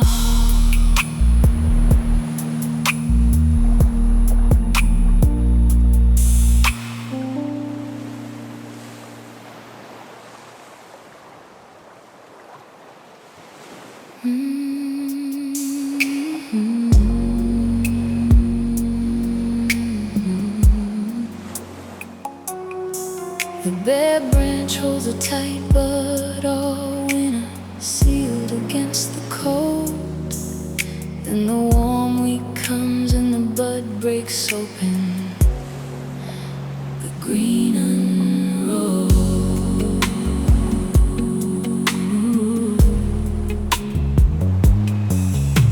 The smell of the wet bark in the first warm week after the long freeze.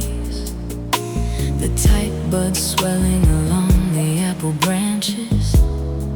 The slow ease of the scales loosening at the tip, where the green began to show. Bud break is the sealed thing opening, the winter letting go. The bud held shut all winter, sealed in the scales against the snow. Then the warmth and the slow split, the green beginning to show. The bud breaks open, the green unrolling, the sealed thing letting go. The bud breaks open after the winter, the slow unfold and grow of the leaf that waited inside the scales through the whole long cold. The sealed thing opening. Bud breaks open, green unrolling, the sealed thing letting go. Letting go. Breaks open after the winter, the slow unfold and grow of the leaf that waited inside the scales through the whole long cold. Bud break. The sealed thing opening. The orchard is watching the buds for the first sign of the break each spring. The scales pulling back at the tip, the green point emerging the thing the whole winter have been waiting for. The leaf unrolling slow, bud break is the patient sealed thing finally letting go. The bud couldn't open in the cold, scales held tight and sealed. Then the warm week gave permission, and the green was finally revealed.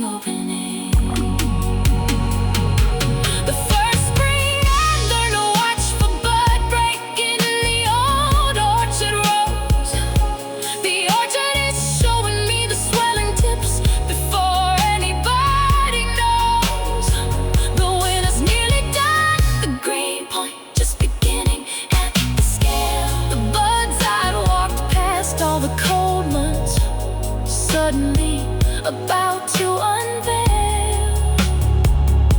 The leaves they'd held sealed tight inside, and I not known to look for the slow swell at the branch tip, the opening the warm beat took as its cue.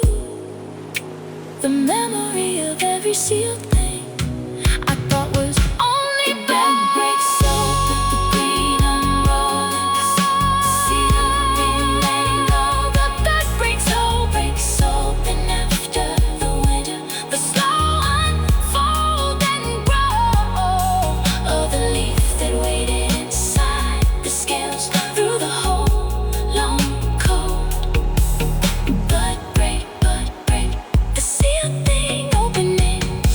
The bud breaks open, the green unrolling, the sealed thing letting go. Bud breaks open after the winter. The slow unfold and grow of the leaf that waited inside the scales through the whole long cold. Bud break, the sealed thing unfolding.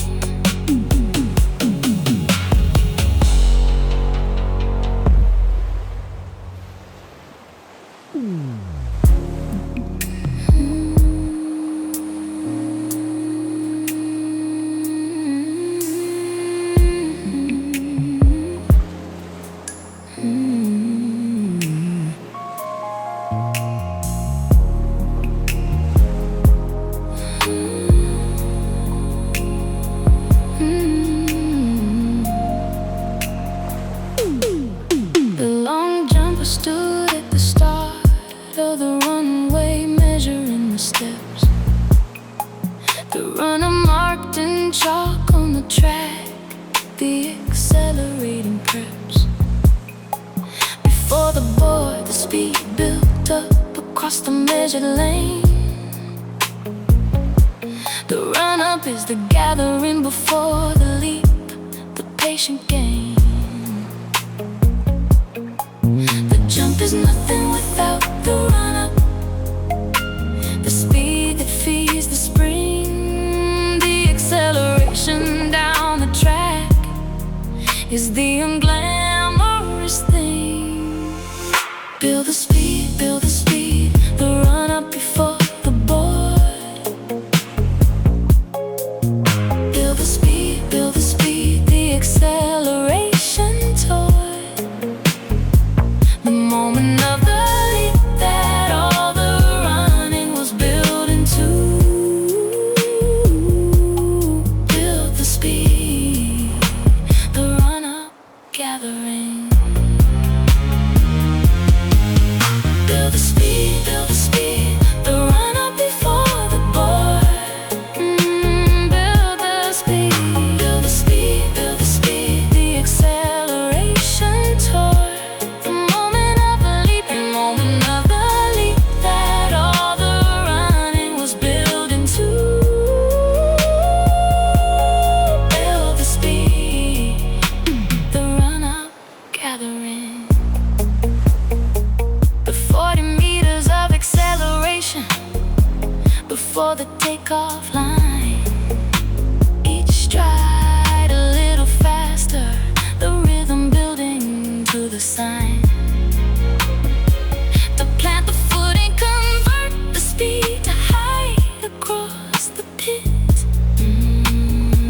The run-up is the part nobody watches. The speed, the leap is lit.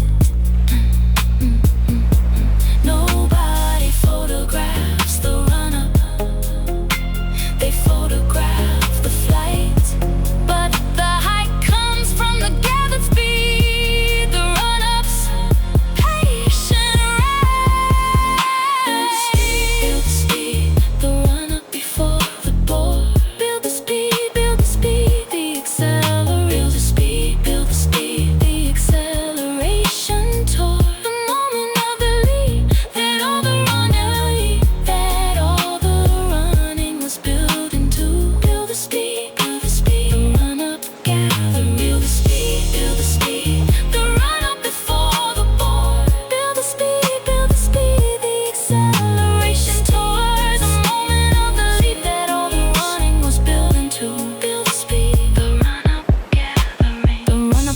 horizontal speed to vertical height at the board. The faster the approach, the higher the jump, the energy stored in the acceleration released up at the takeoff line. The leap is only ever as good as the run-up's design. The gathering of speed across the track is the jump's true ground.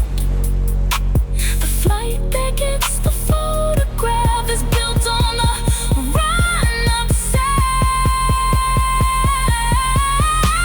Speed, build the speed, build the speed, build the speed, build the speed. The run-up beat for the board. Build the speed, build the speed, build the speed, build the speed. The acceleration toward the moment of the leap that all the running was built into. Build the speed, the run-up, gather it. Build the speed, build the speed, build the speed. Run-up before the board. Build the speed, build the speed. The acceleration toward the moment of the leap that all the running was built into. Build the speed, the run-up launching. The jumper at the start of the runway. The chalk marks measured out. The run-up waiting to be run. The speed about to sprout. Into the leap across the pit. The gathering before the rise. Build the speed, the run-up ready. The launch toward the skies.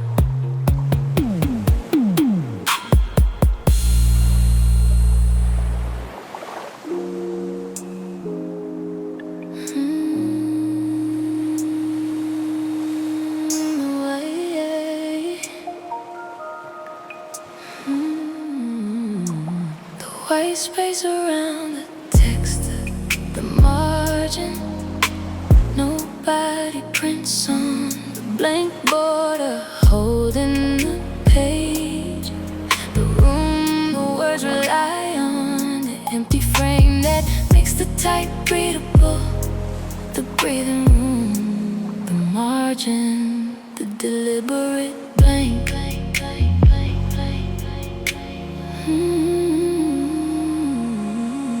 The typesetter leaves the margin wide, the white around the block.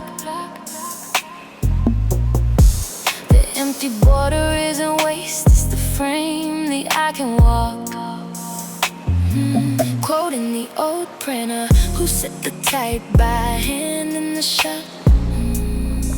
The margin's not the leftover space, it's the part that makes the type stop.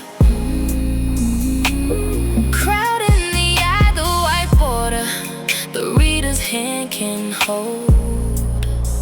The margin doing its quiet work, the blank, the page console.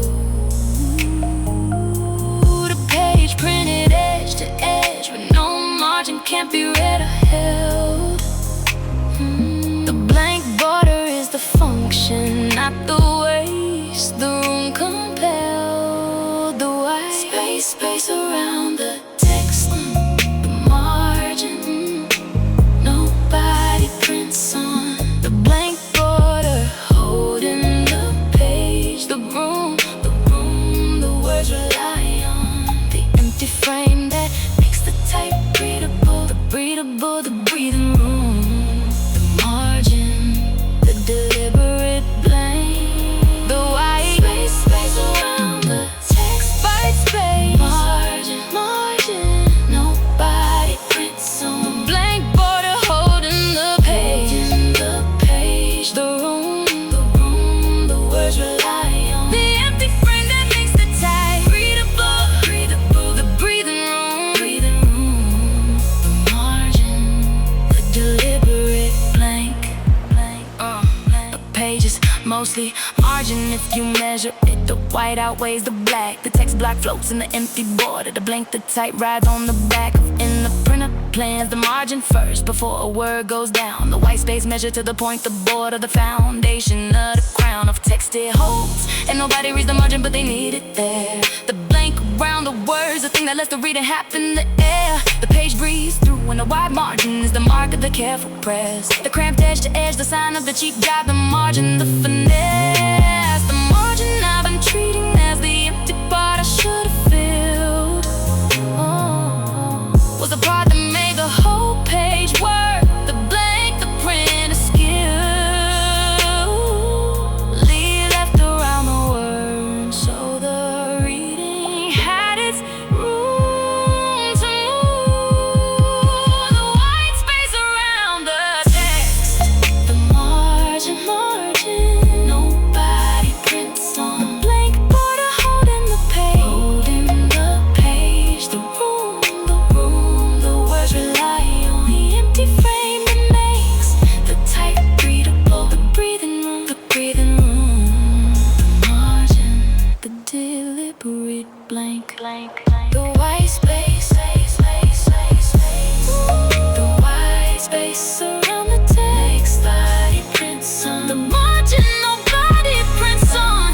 The page, the room, the words rely on the empty frame that makes the type readable. The breathing room, the margin,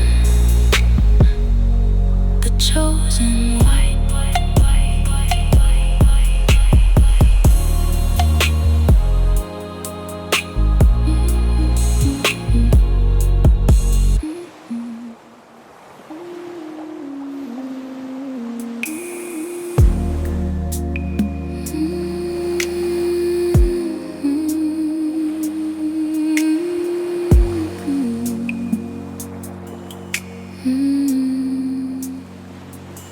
The cliff face breaks down grain by grain, the rock returning to sand. The cliff face withering slow, the stone giving back to the land. What the mountain held for an age, the freeze and the rain and the wind. The cliff weathering, the rock unmade slowly.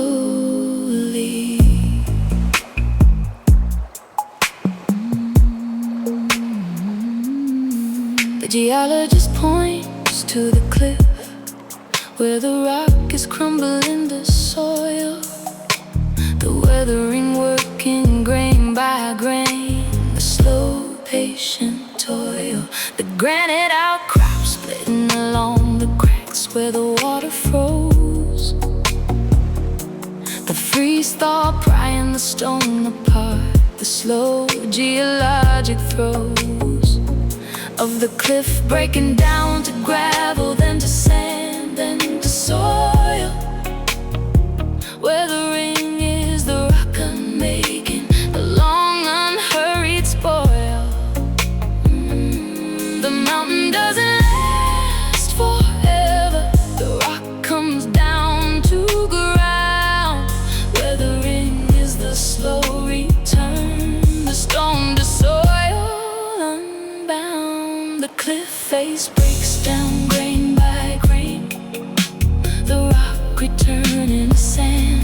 The cliff face weathering slow, the stone giving back to the land. What the mountain held for an age, the freeze and the rain and the wind. The cliff weathering, rock unmade slowly.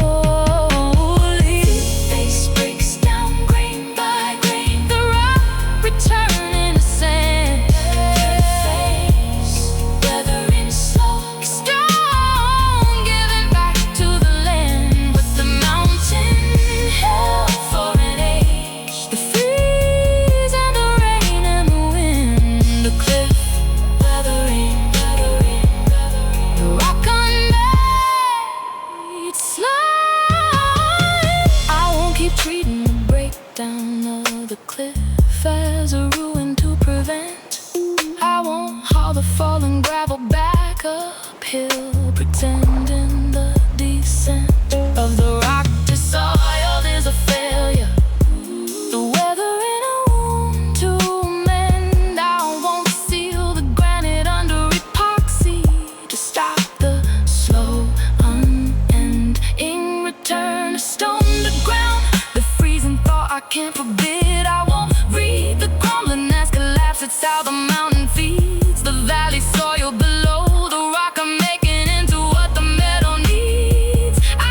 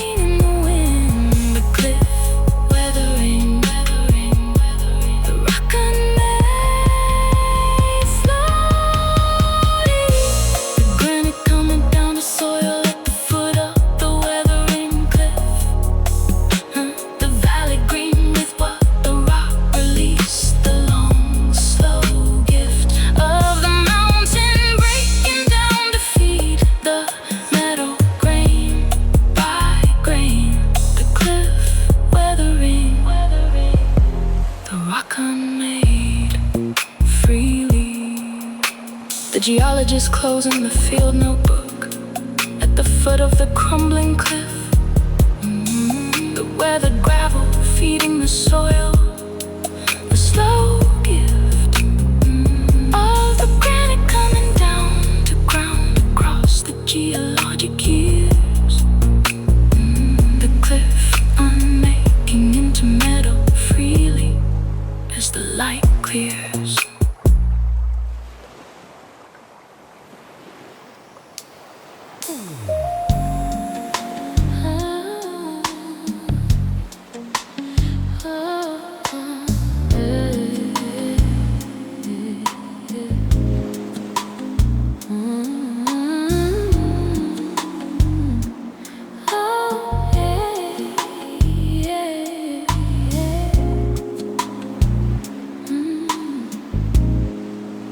The eddy holds its shape in the moving river, the spinning still. The eddy keeps its form by turning in the standing world that will stay in one place while the water pours through it and moves on past it. The eddy, a shape made of motion. Behind a rock in the river, the water turns back on itself. The eddy spinning in place, holding its form on the current shelf. The kayak pointed to the eddy behind the boat in midstream. The water there turning upstream against the main flow of the sea, where the current split around the rock and curl back into the calm. The eddy holding its slow spin while the river poured past its palm. Oh, the eddy isn't still, it's spinning, but it stays in the same spot. The shape the moving water makes and holds the standing up. The eddy holds its shape in the moving river, the spinning still. The eddy keeps its form by turning the standing world that will stay in one place while the water pours through it and moves on past. The eddy, a shape made of motion. The eddy holds its shape in the moving river, the spinning still. The eddy keeps its form by turning the standing world that will stay in one place while the water pours through it and moves on past. The eddy, a shape made of motion. An eddy is a structure made entirely of moving water, never the same. Molecules twice the form persistent while the substance flows through the frame. The water in the eddy, the second is gone, the next replaced by new water, taking the same curved path. The pattern kept, not the place. Particular drops. The eddy is a process that looks like a thing, a stand and shape in the flow, the spin, the only permanent string holding it together, the rock upstream. The reason it forms at all, the eddy is what staying yourself, and the current actually looks like the control fall. The river never stops pouring through, the eddy never stops its turn. The shape that holds by moving, the form of flowing has to earn. The eddy holds its shape in the moving river, the spinning still. The eddy keeps its form by turning the standing world that will stay in one place while the water pours through it and moves on past. The eddy, a shape made of motion. The thing I call my fixed self was always an eddy, a shape held in flow. The water moving through me every second, none of it the same as a year ago. But the pattern persisting, the spin in place, the form, the current allowed by the rock upstream, the constraint that let me hold my shape in the crowd of the pouring water. The self not a thing but a process keeping its turn.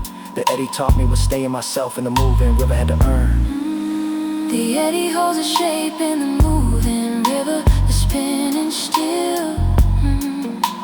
The eddy keeps us formed by turning the standing world that will stay in one place while the water pours through it and moves on past.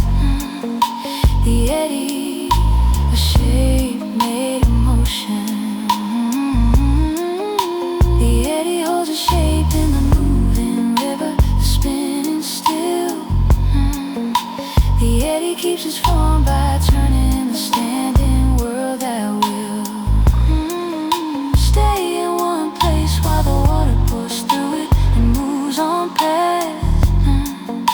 The eddy, a shape made of motion.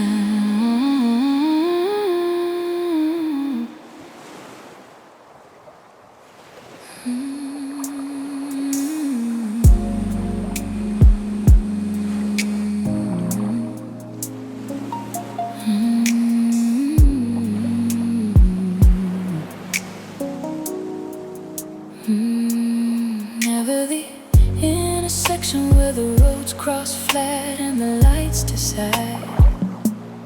Never the four-way stop where the traffic has to wait and slide. Through and turns the overpass as the two roads pass without a meeting. One above, one below, the great separated greeting. The roads don't cross, they pass, one lifted over the other's lane. No light, no stop, no merge, just the over and under the plane. Over and under, never crossing, the two roads passing clear. Over and under, no intersection, the grays that don't cohere into a meeting, just a bridge lifting one road over the other's flow. Over and under, passing, not crossing. Over and under, never crossing, the two roads passing clear. Over and under, no intersection, the grades that don't cohere into a meeting, just a bridge lifting one road over the other's flow. Over and under, passing, not crossing. The headlights on the road below, sweeping under the overpass beam.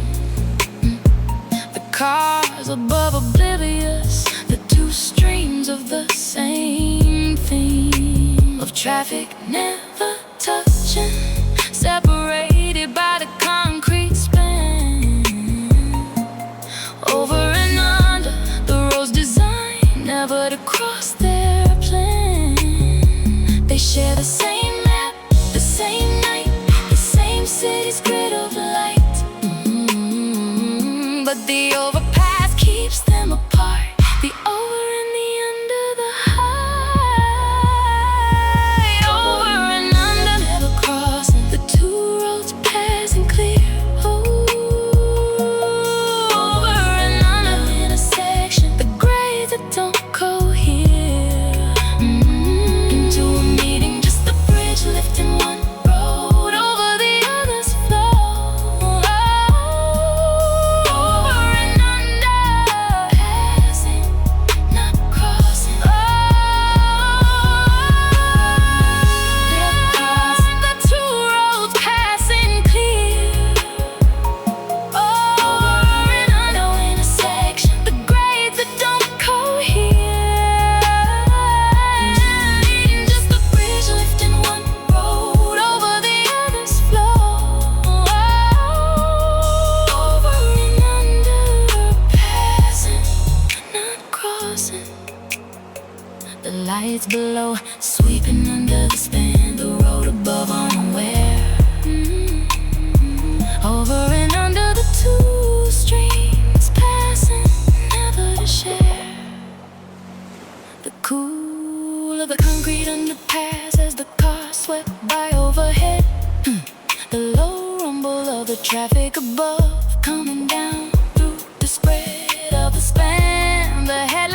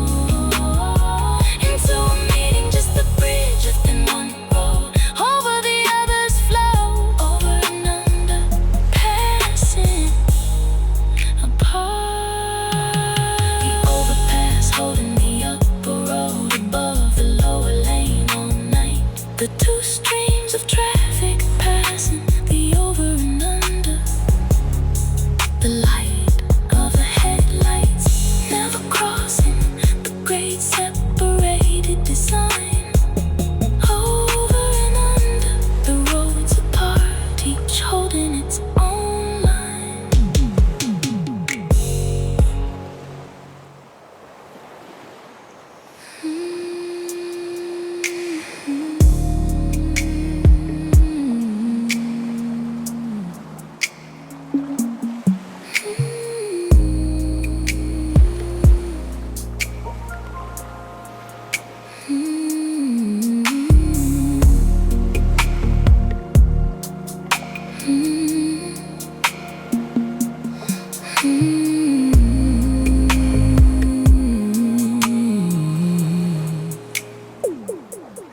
porch light burning yellow against the warm summer dark. The moth circling closer to the boat, the helpless ark. Around the light it couldn't reach and couldn't leave alone. The moth at the lamp that orbit, nobody had to be shown. The moth navigates by the moon, by keeping the light at a constant angle. But a near bulb throws the angle off, and the flight becomes a tangle. Around and around the lamp, the moth, it can't break free of the light. Around and around the lamp, the bulb, it circles all the night. Drawn in by the brightness, it mistakes for the far cold moon. Around the lamp, the moth keeps circling. Around and around the lamp, the moth, it can't break free of the light. Around and around the lamp, the bulb, it circles all the night. Drawn in by the brightness, it mistakes for the far cold moon. Around the lamp, the moth keeps circling. The wings beating against the hot glass, the small tap tap on the shade.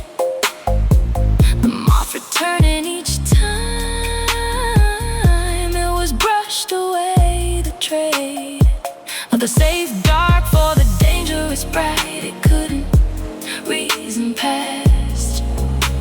The moth at the lamp, the circling that the porch light would outlast. The moon is far enough that the angle stays constant as the moth flies straight. The lamp is close, so keeping the angle spirals it in toward the fade.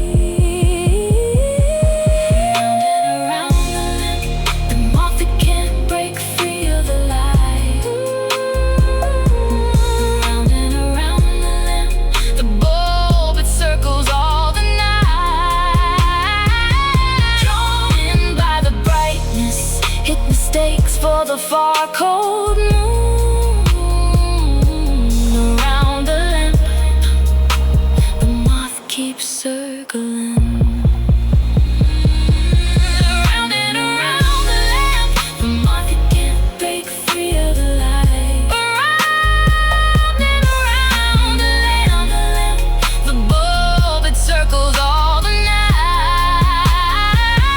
Drawn in by the brightness, it mistakes for the far cold moon.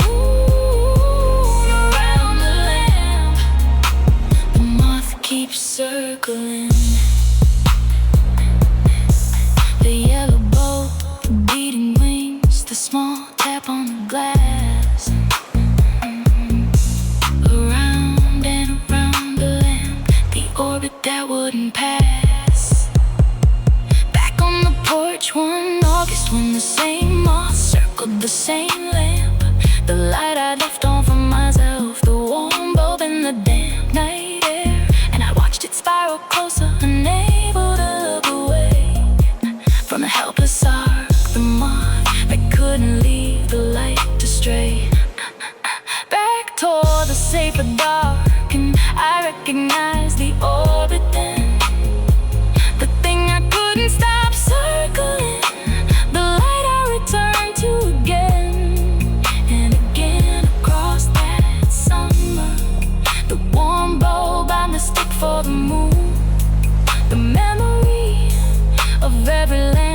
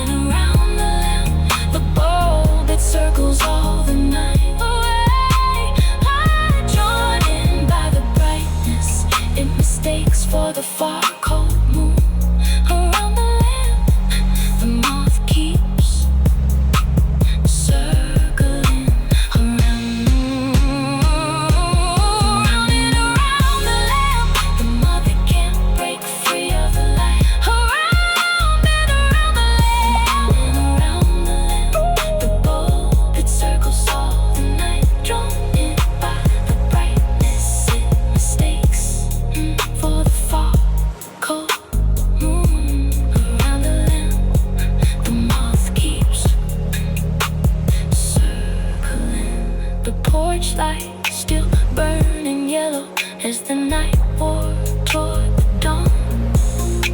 The moth still circling the warm bolt, the orbit going on, drawn to the brightness it couldn't reach and couldn't leave behind. Around the lamp, the moth still circling, the light still bright and blind.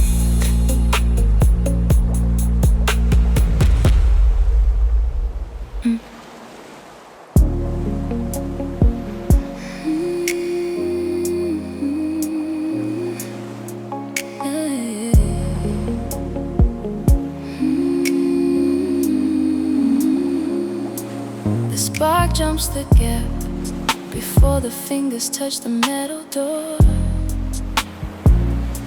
The charge built up across the carpet, the snap and the sting before.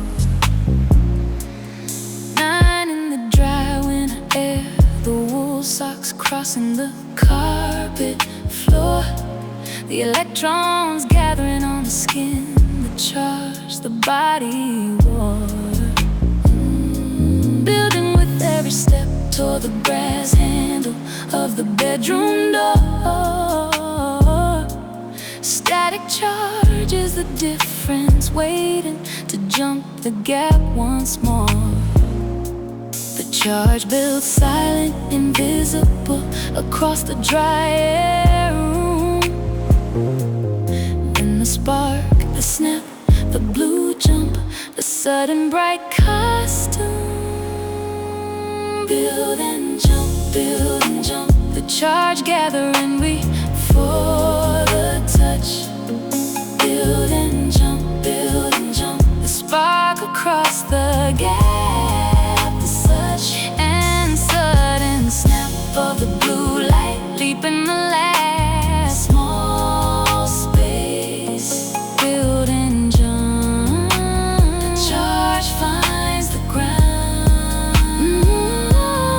Build and jump, build and jump. The charge gathering, we for the touch. Build and jump, build and jump. The spark across the gap, the such and sudden snap of the blue light, leaping the last small space. Build and jump. The charge finds the ground. The hair lifting toward the comb in the dry air, the strands that rose. The crackle when the sweater came off over the head, the blue glows. In the dark of the static discharge, and the snap at the fingertip. Static charges that gather difference, looking for the leap in the slip. The closer the hand comes to the metal, the harder the charge wants to jump. The gap shrinks and the pull grows stronger. The spark builds to the thumb. The charge gathering before the touch. Build and jump, build and jump. The spark across the gap, the such and sudden snap of the blue light, leaping the last small space. Build and jump. The charge finds the ground.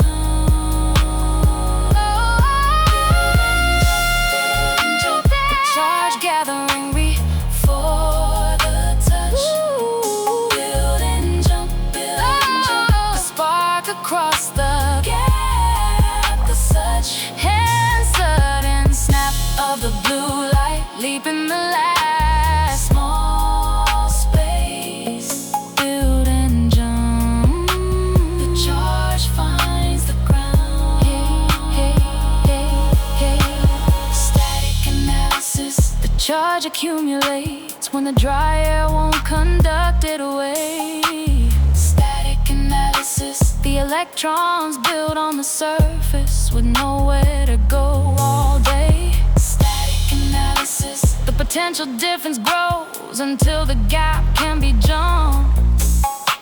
Static analysis. The spark is the sudden equalizing, the gathered charge done. Static analysis. The snap you feel is the difference finally finding its release.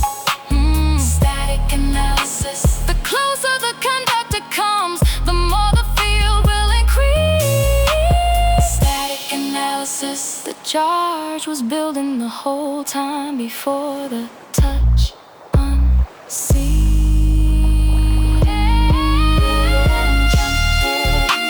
The charge gathering before the touch. Build and jump, build and jump. The spark across the gap. The such and sudden snap of the blue light, leap in the last small space. Build and jump. The charge finds the ground.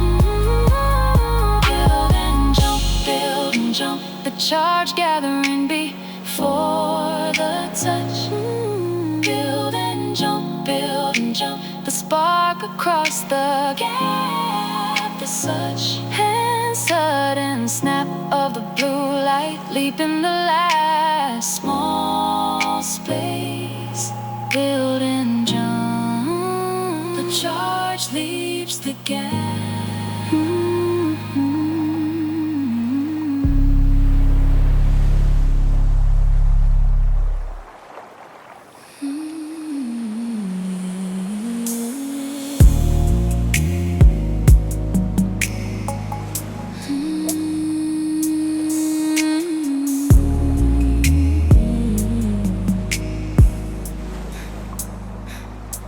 Stir and wait, the thin liquid coming together slow. Stir and wait, the sauce beginning to coat and grow. Thick on the back of the spoon where the thin had run right off before. Stir and wait, the liquid thickening. Stir and wait, the thin liquid coming together slow. Stir and wait, the sauce beginning to coat and grow. Thick on the back of the spoon where the thin had run right off before. Stir and wait, the liquid thickening. Whisking the rocks into the simmering stock, the thin broth holding still. Then slowly over the low heat, the body building the windowsill. Like catching the spoon as the sauce began to cling instead of run. Thickening is the slow gathering of body, the patient one. The custard on the stove stirred constant so the eggs will not catch and scramble. The thin milk slowly taking body, the wooden spoon slow amble through the pot until the moment it coated the back and held the line. Thickening is the liquid agreeing slowly to combine. Stir and wait,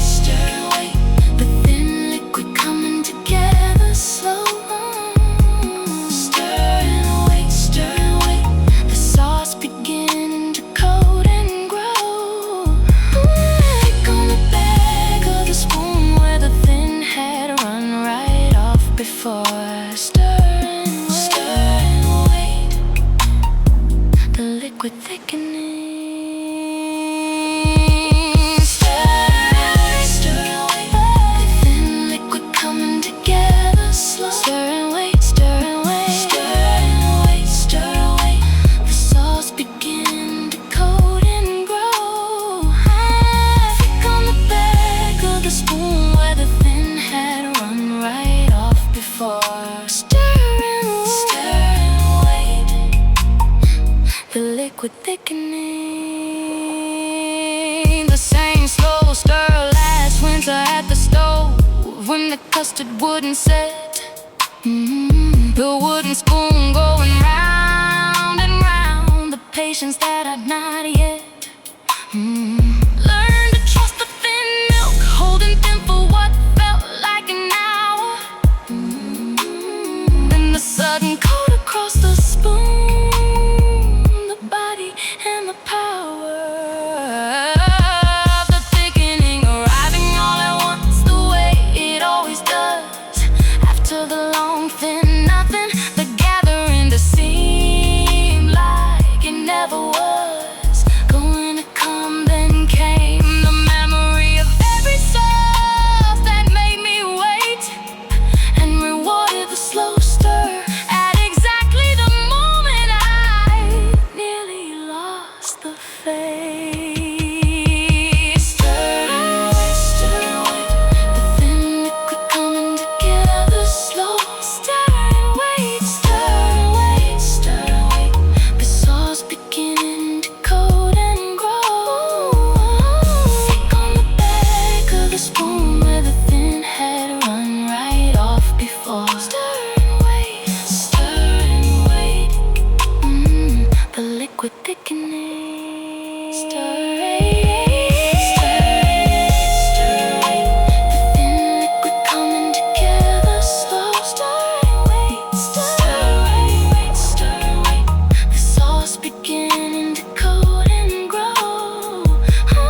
Thick on the back of the spoon where the thin had run right off before. Stir and wait, the liquid gathered. The sauce thick on the back of the spoon at last. The body finally there. The thin rum gone, the coat holding, the steam rising in the air. The slow stir rewarded after the long thin waiting at the stove. Stir and wait, the liquid gathered, the thickening that slowly throws.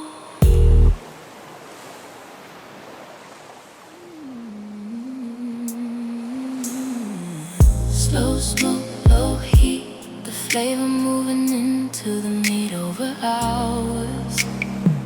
Slow smoke, low heat, the cold smoke curling, the patience that flowers into the flesh, the taste carried in on the drift of the smoldering wood. Slow smoke, the flavor taken slowly. The smoker holds the fire low and feeds the chips to make the smoke. Not the flame on the meat, but the drift of it, the slow and steady stir. The pitmaster kept the firebox cool, the smoke drifting through the chamber. The brisket taking on the flavor over 12 full hours, the amber. Color deepening where the smoke had worked into the surface and the seam. Smoking isn't cooking fast, it's the drift of flavor, the long scheme. The smoke does its work slow, no flame touching the meat at all. Just the drift through the cool chamber, the patient flavors call. Slow smoke, low heat, the flavor moving into the meat over hours. Slow smoke, low heat, the cold smoke curling, the patience that flowers into the flesh, the taste carried in on the drift of the smoldering wood. Slow smoke, the flavor taken slowly. Slow smoke, low heat, the flavor moving into the meat over hours. Slow smoke, low heat, the cold smoke curling, the patience that flowers into the flesh, the taste carried in on the drift of the smoldering wood. Slow smoke, the flavor taken slowly. Smoking is the slowest way to cook and the deepest way to flavor. The wood smolders cool, the smoke drifts through the long hours that you savor. Not for the speed, but for what the drift does to the surface over time. The taste of hickory or apple wood worked in the slow sublime penetration of the smoke into the meat across the patient span. The firebox kept just hot enough to smolder, never to fan in the flame, because the flame would cook too fast and miss the point. The slow drift is the whole method, the smoke work in every joint. Quit rushing me toward the high flame and the fast sear and the quick play. The smoke needs hours, not minutes. The flavor won't accelerate. The drift moves at the pace it moves. The smolder won't be hurried. I won't crank the firebox up the flame just to have the dinner curry. Faster to the table. The slow smoke is the thing I chose. Leave the chamber cool and the smoke drifting low. The way the flavor grows. Slow smoke, low heat. The flavor moving into the meat over hours. Slow smoke, low heat. The cold smoke curling, the patience that flowers into the flesh. The taste carried in on the drift of the smoldering wood. Slow smoke, the flavor taken slowly. Slow smoke, low heat. The flavor moving into the meat over hours. Slow smoke, low heat. The cold smoke curling, the patience that flowers into the flesh. The taste carried in on the drift of the smoldering wood. Slow smoke, the flavor taken deeply.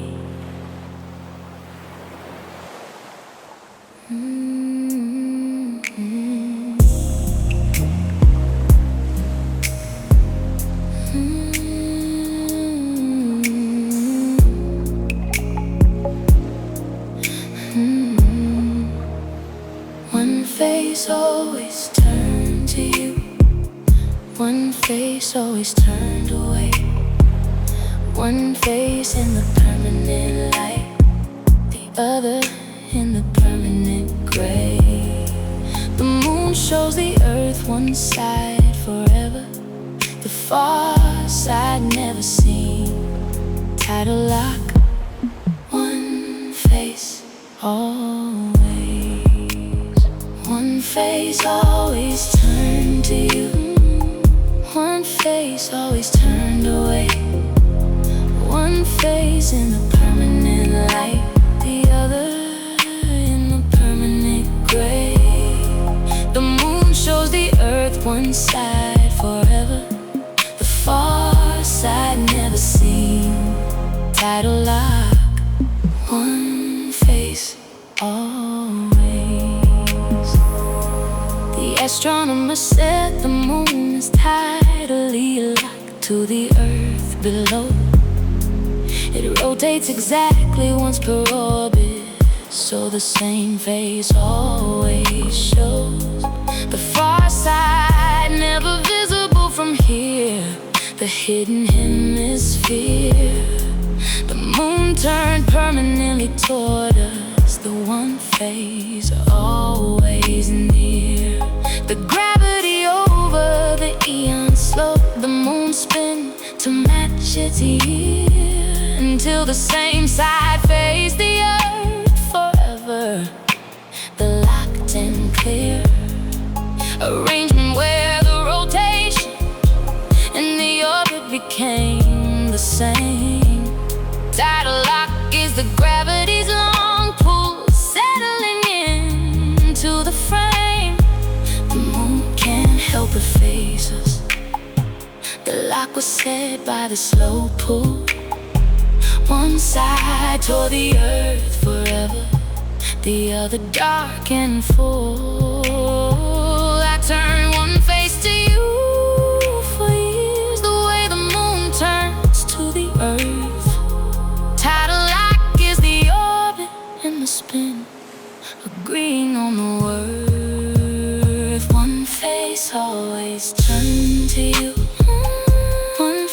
face always turned away, turned away. One face in the permanent light, the other in the permanent gray, gray. The moon shows the earth one side forever, the far side, side never seen. Tidal Lock. One face, always. One face always turned to you. One face always turned away. One face in the permanent light, the other in the permanent gray. The moon shows the earth one side forever, the far side never seen. Tidal Lock. One face, always. Soon enough a probe will swing around and photograph the side I never showed. Soon the far hemisphere gets mapped, the hidden face brought into the glow. Soon the locked arrangement opens, the dark side finally lit and seen. Soon the one face orbit breaks and shows the gray that's always been. Soon the Tidal Lock releases what it held in permanent unseen. One face always turned to you. One face always turned away.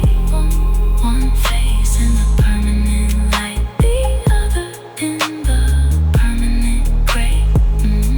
The moon shows the earth one side forever, the far side never seen. Tidal Lock. One face always. One face always turned to you. One face always turned away. One face in the permanent light, the other in the permanent gray. The moon shows the earth one side forever, the far side never seen. Tidal Lock. One face turning.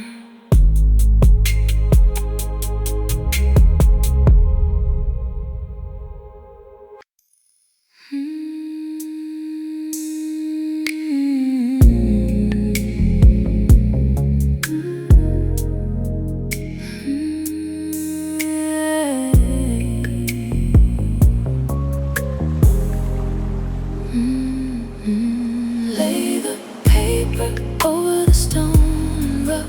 The relief comes up in gray. Lay the paper over the carving and rub. The hidden shapes betray themselves to the side of the graphite. The raised parts darkening through a rubbing. The surface remembered. The old gravestone too worn to read by eye.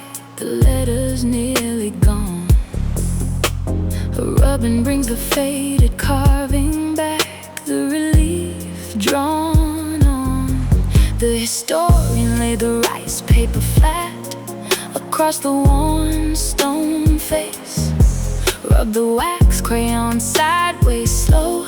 The raised parts catching the trace of every letter the centuries had nearly smoothed away.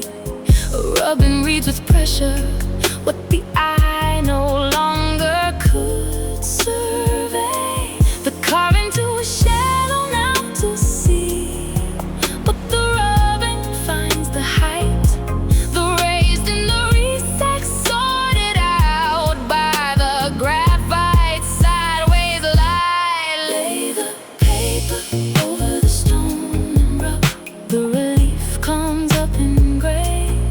Lay the paper over the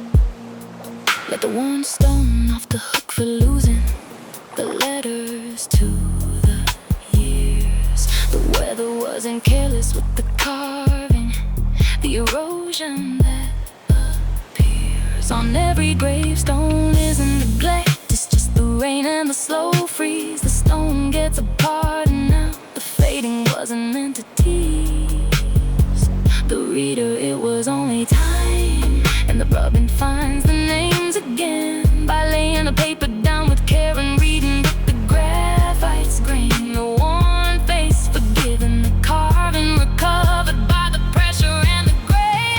Paper over the stone and rub, the relief comes up in gray. Paper over the carving and rub, the hidden shapes betray themselves to the side of the graphite. The raised parts darkening through the rubbing, the surface remember. The whole inscription risen on the paper now, the names in gray relief. Lay the paper over the stone and rub, the recovery and the brief. Return of the letters the weather had nearly taken away. A rubbing, the surface remembered. Read again in gray. The rice paper lifted off the stone, the rubbing held up to the light. The faded names returned in gray, legible and bright against the white where the recessed stone had left the paper clear. A rubbing, the worn face remembered, the carving brought back here.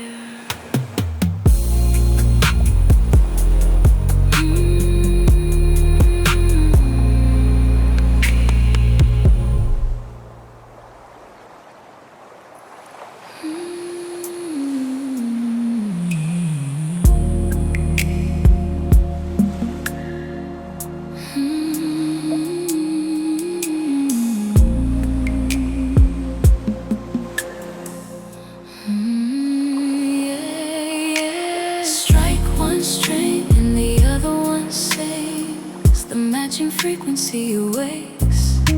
Strike one string and across the room the tune twin shakes until the same vibration untouched, just answering the air. Resonance, the sympathetic strain. Strike one string and the other one sings, the matching frequency awakes. Strike one string and across the room the tune twin shakes into the same vibration untouched, just answering the air. Resonance, the sympathetic strain.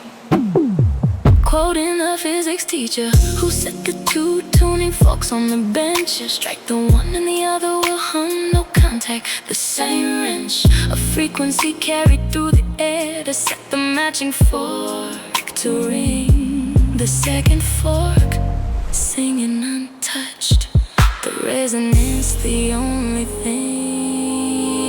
The opera singer holding the note that matched the wine glass's pitch. The glass beginning to vibrate from the sound alone. The switch from silence into ringing, then the shadow at the held high tone. Resonance is the answer. The match frequency gives back on its own. Strike one string and the other one sings, the matching frequency away. Strike one string and across the room the tune twin shakes into the same vibration untouched, just answering the air. Resonance, sympathetic strain. Strike one string and the other one sings. Now the other one sings. The magic frequency wakes. Strike one string and across the room the two twin shades sing into the same vibration, untouched, just answering the air. Resonance, the sympathetic strain. The hum and the just before either of us had said a word across the room. The vibration carried through the air, the matched frequency, the bloom of warmth along the skin, where the sound I never made was already ringing. We never touched and still I rang the moment you struck your note. Resonance needs no contact. The matched frequency is all it writes. Strike one string and the other one sings. The matching frequency wakes. Strike one string and across the room the two twin shades into the same vibration, untouched, just answering the air. Resonance, the sympathetic strain. Strike one string and the other one sings. The magic frequency wakes. Strike one string and across the room the two twin shades into the same vibration, untouched, just answering the air. Resonance, the answering strain. The two forks ringing together on the bench long after the single strike. The match frequencies holding the tone, the sympathetic alike. Vibration carried through the air with no contact between the two. Resonance, the answering hum, the note the air ran through.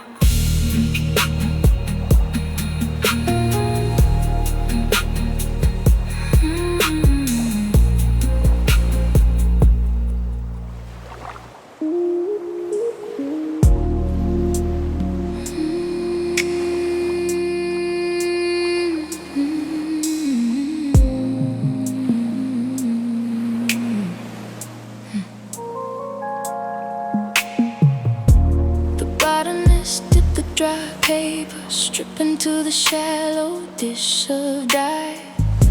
The colored water climbing up against the pull of gravity. The why of capillary action, the liquid drawn up the narrow fibers as grip. The water rising on its own through the tiny spaces, sip by sip. Water climbs a narrow tube without a pump against a downward weight. Capillary action is the rising that the thin space can create. Rising on its own, rising on its own. The water climbs a narrow way. Rising on its own against the gravity. The liquid that won't stay down where it's poured. Drawn up the thin space by the pull of the walls. Rising on its own. The water that climbs. Rising on its own, rising on its own. The water climbing the narrow way. Rising on its own against the gravity. The liquid that won't stay down where it's poured. Drawn up the thin space by the pull of the walls. Rising on its own. The water that climbs. The closer the walls of the tube, the higher the water will rise inside. A wide tube barely lifts the level. The narrow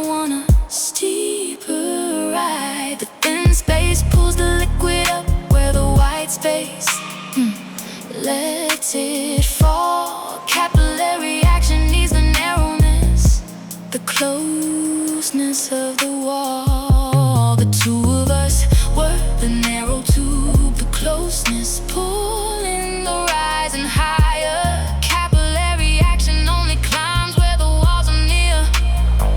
The thin desire rising on its own, rising on its own.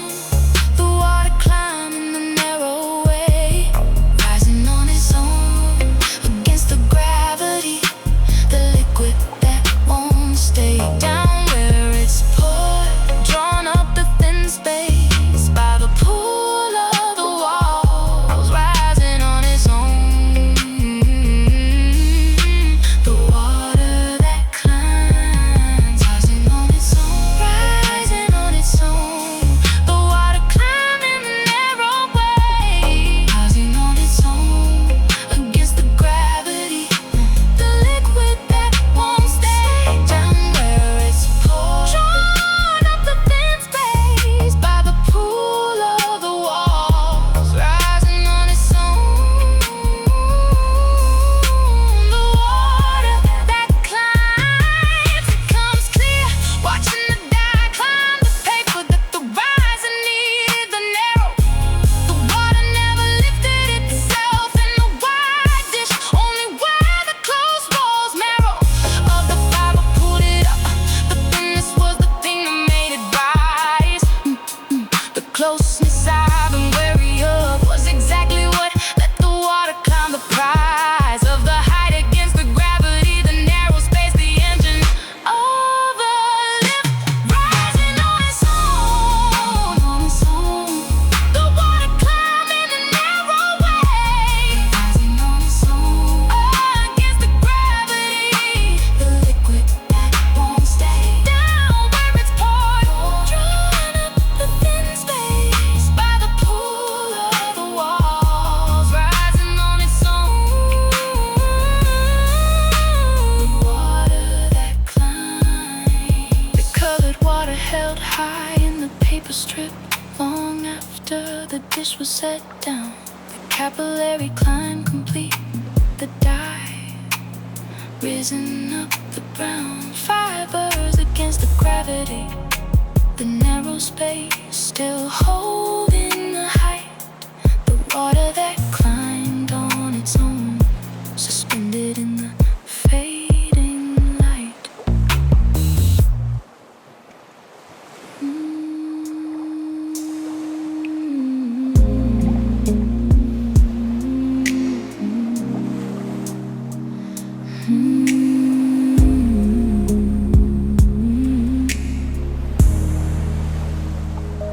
The sailor woke to no sound at all. The sails hanging slack and still. The sea gone flat as poured glass. The horizon a level sill. Not a breath of wind in any direction. The boat dead in the water's hold. Dead calm is the absence of the wind. The sails were built to fold. Not a storm, not a gale, not a gust. The rigging has to fight. Dead calm is the nothing, the flat sea, the windless empty light. No wind, no wind. The sails hanging slack against the mast. No wind, no wind. The flat sea stretching out unsurpassed by any ripple. The boat held still on the glassy plain. No wind, no wind. The calm holds. No wind, no wind. The sails hanging slack against the mast. No wind, no wind, no wind. The flat sea stretching out unsurpassed by any ripple. The boat held still on the glassy plain. No wind, no wind. The calm holds. The barometer steady, the flags limp, the surface mirror bright. The sailor whistling for a wind, the way the old superstition might coax a breeze from the empty sky. The becalm boat going nowhere slow. Dead calm is the sea, refusing to give the sails a thing to show. Storm at least moves the boat somewhere. The calm just holds it fast. Dead calm is the stillness that strands you. The wind is overcast. No wind, no wind. The sails hanging slack against the mast. No wind, no wind, no wind. The flat sea stretching out unsurpassed by any ripple. The boat held still on the glassy plain.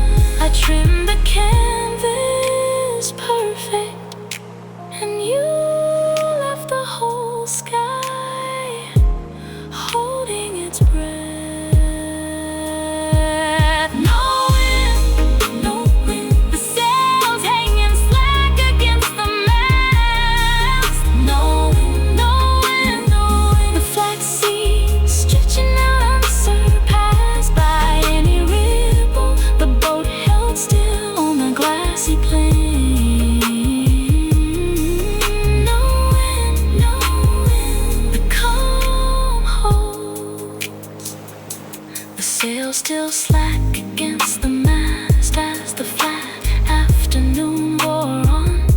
The sea unbroken to the horizon.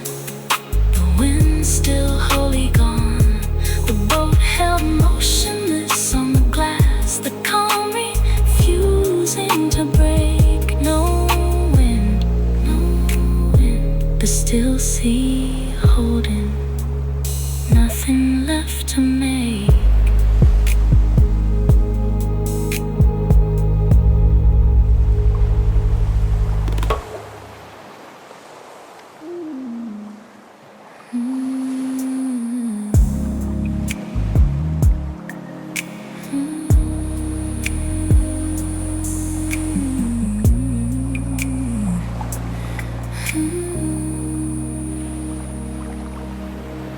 The cicada splits its old shell down the back and climbs out new, leaving the empty husk gripping the bark, the perfect hollow clue. Clinging to the oak bark in the early morning, the split back shell. The cicada gone, emerged and flown, but the Exuvia held well to the wood by the same 6 legs that gripped it the night it climbed. The empty amber husk still posed exactly as the body timed. The shell isn't death, it's what the growing body had to leave. The Exuvia is the size it outgrew, the form it couldn't keep. The empty shell still gripping the bark, the cicada flown and gone. The empty shell, the perfect hollow, the body it climbed off and on, passed into the wings and the white alive. The husk left holding the shape, the empty shell, the outgrown sign. Still gripping the bark, the cicada flown and gone. The empty shell.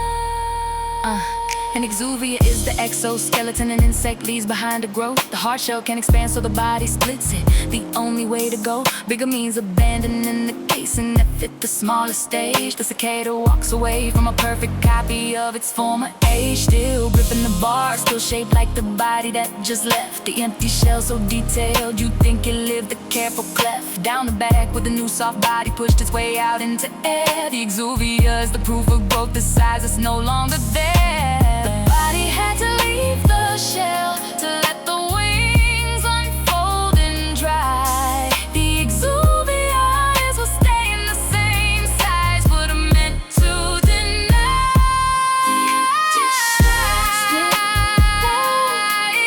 Cicada flown and gone. The empty shell, the perfect hollow. The body it climbed off and on, passed into the wings and the wider life. The husk left holding the shape. The empty shell, the outgrown size. The empty shell, still gripping the bark.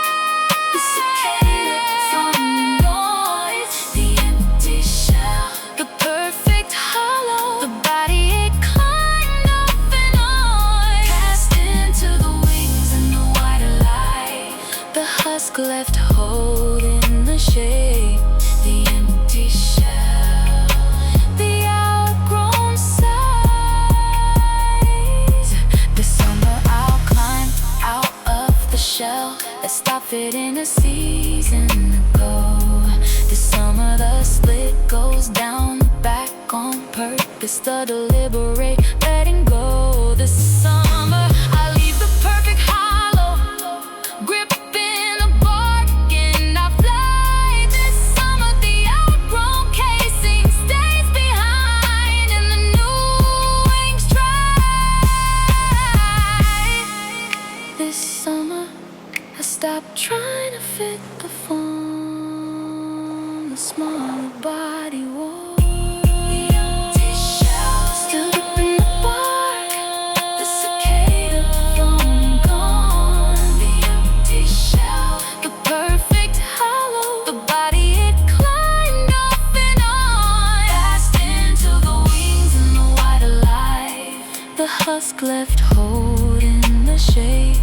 The empty shell, the outgrown size.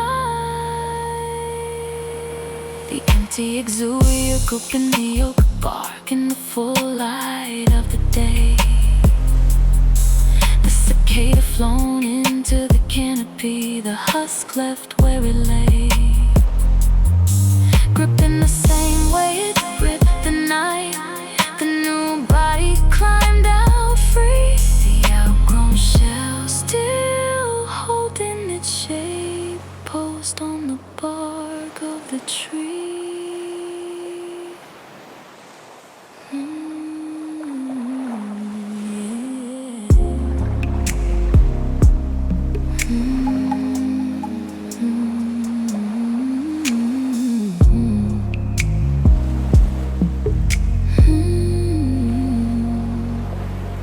Breaking the gray ash off the top of the fire pit the morning after. The flames long gone, the logs collapsed, but underneath the rafter of the charred wood the embers still glowed orange at the heart. The embers outlast the fire by hours, the heat held in store. Flames are the loud part, gone by midnight, the spectacle that ends. Embers are the quiet heat that stays, that part the morning tends. Embers, embers, the orange glow beneath the gray. Embers, embers, the heat that outlasted the blazes day, glowing low beneath the ash long after the flames let go. Embers, the fire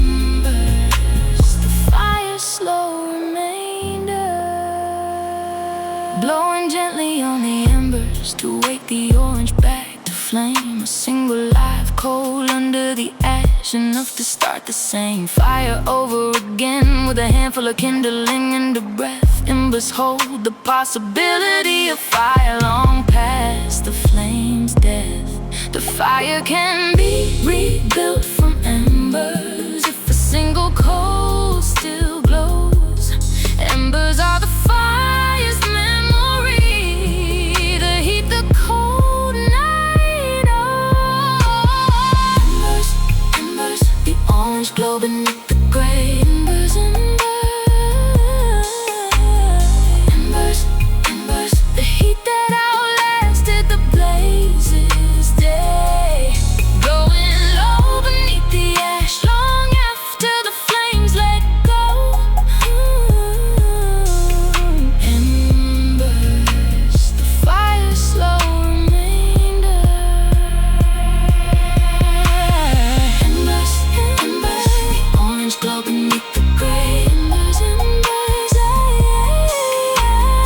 embers, embers, the heat that outlasted the blazes day. Growing low beneath the ash long after the flames let go. Embers, the fire's slow remainder. Let the flames off the hook for going out so early in the night. They were never built to last till morning, that wasn't theirs to fight. The embers were always gonna be the part that stayed behind. The blaze gets a clemency now, the burning out was by design. And the orange under the ash get bathed the way the flames never could hold. The fire wasn't broken when the flames died down to the glow. The bright part finished, the quiet heat remained, and that was the fire also. The thing that left and the thing that stayed were the same fire all along. Embers, the orange glow beneath the gray. Embers, embers, embers, embers, embers, embers, embers, the heat that outlasted the blazes day. Glowing low beneath the ash long after the flames let go. Embers, the fire's slow remainder. The embers glowing orange under the gray ash through the morning chill. The flames long gone, but the center still warm. The heat holding still, the single live cold that could break the fire if the breath came slow. Embers under the ash at dawn, the fire's last low glow.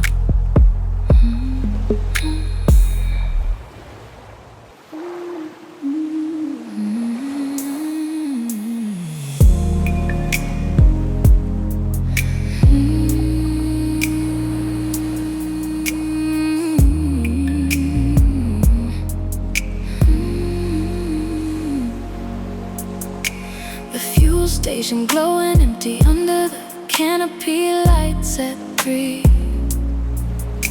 The pumps all idle, the card readers lit, the automated machinery ready to dispense to nobody on the dark stretch of the road.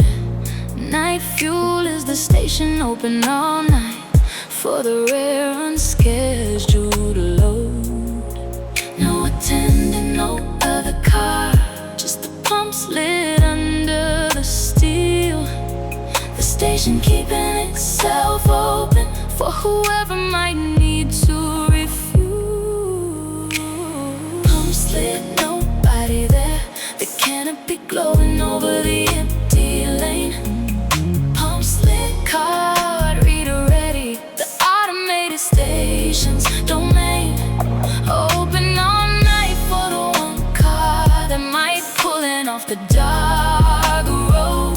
Pumps lit, the station waiting. Pumps lit, nobody there, the canopy glowing over the empty lane. Pumps lit, card reader ready, the automated station's domain. Oh, open up.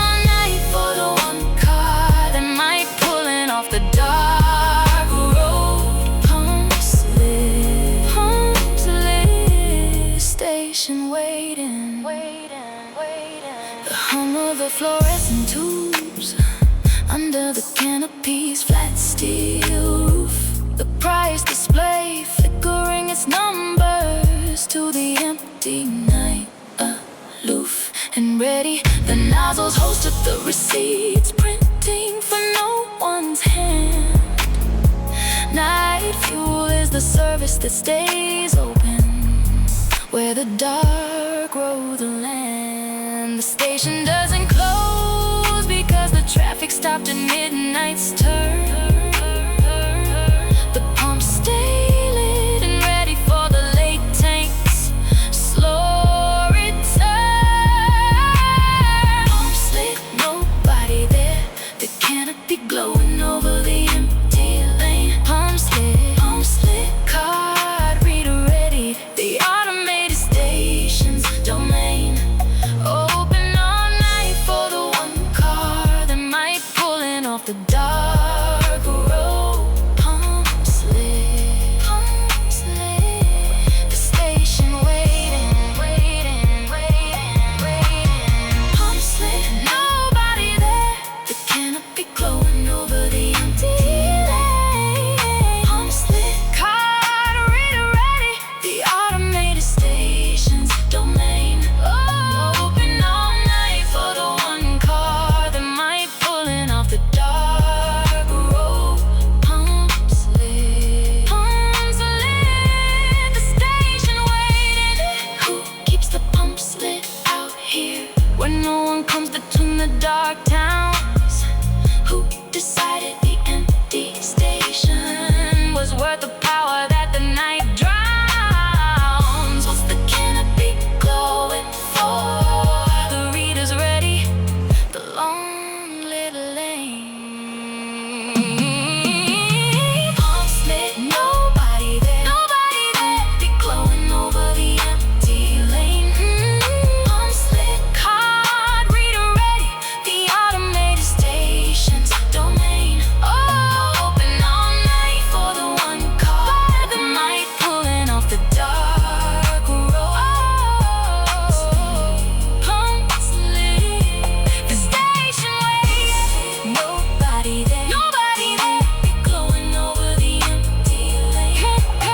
Pumps lit, card reader ready, the automated station's domain. Open all night for the one car that might pulling off the dark road. Pumps lit, the station holding open. The canopy lights still glowing as the first gray hint of dawn came on. The pumps still idle and ready, the empty lanes, the long night gone. The station hadn't held itself open through the dark for the rare car. Pumps lit, the lane still waiting, the dawn arriving from afar. The river drops its silt where the current slows at the bend.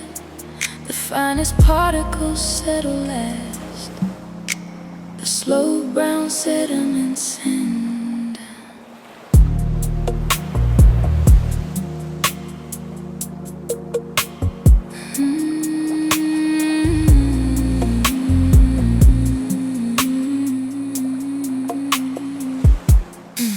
Never the gravel that drops first, where the water still runs quick. Never the sand that settles in the rifle, the coarser pick of the current sorting. The heavier grains let go upstream.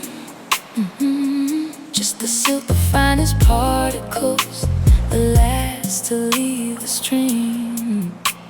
Silt only settles where the water finally stops its push. The finest sediment neath the stillest pool, the slack and the hush. Where does the silt settle? Where does the fine brown sediment drop? Where does the water finally slow enough to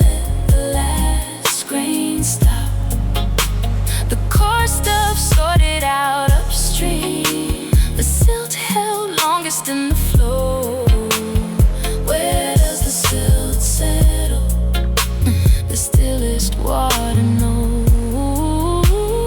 Where does the silt settle? Where does the fine brown sediment drop? Where does the water finally slow enough to let the last grain stop? The coarse stuff sorted out upstream, the silt held longest in the flow. Where does the silt settle? The stillest water knows. Yeah. Silt is the smallest particle the river bothers to carry far. Sand drops in the rapids, gravel sooner, but the silt, the star that stays suspended through the fast parts. Brown and fine and light, held in the turbulence for miles into the water, loses its fight and slows into the floodplain pool where nothing's moving fast. The silt comes out of suspension and the fine is settling last. The delta is just silt that finally stops the river's slowest gift, the fine brown layer at the bottom where the current lost its lift. The river held the silt the longest, carried it the furthest down. Silt settles only where the water quits, the still pool brown. Where does the silt settle? Where does the fine brown sediment drop?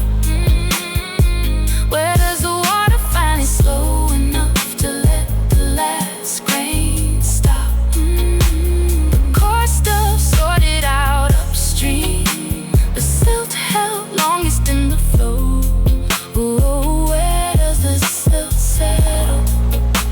The stillest water knows.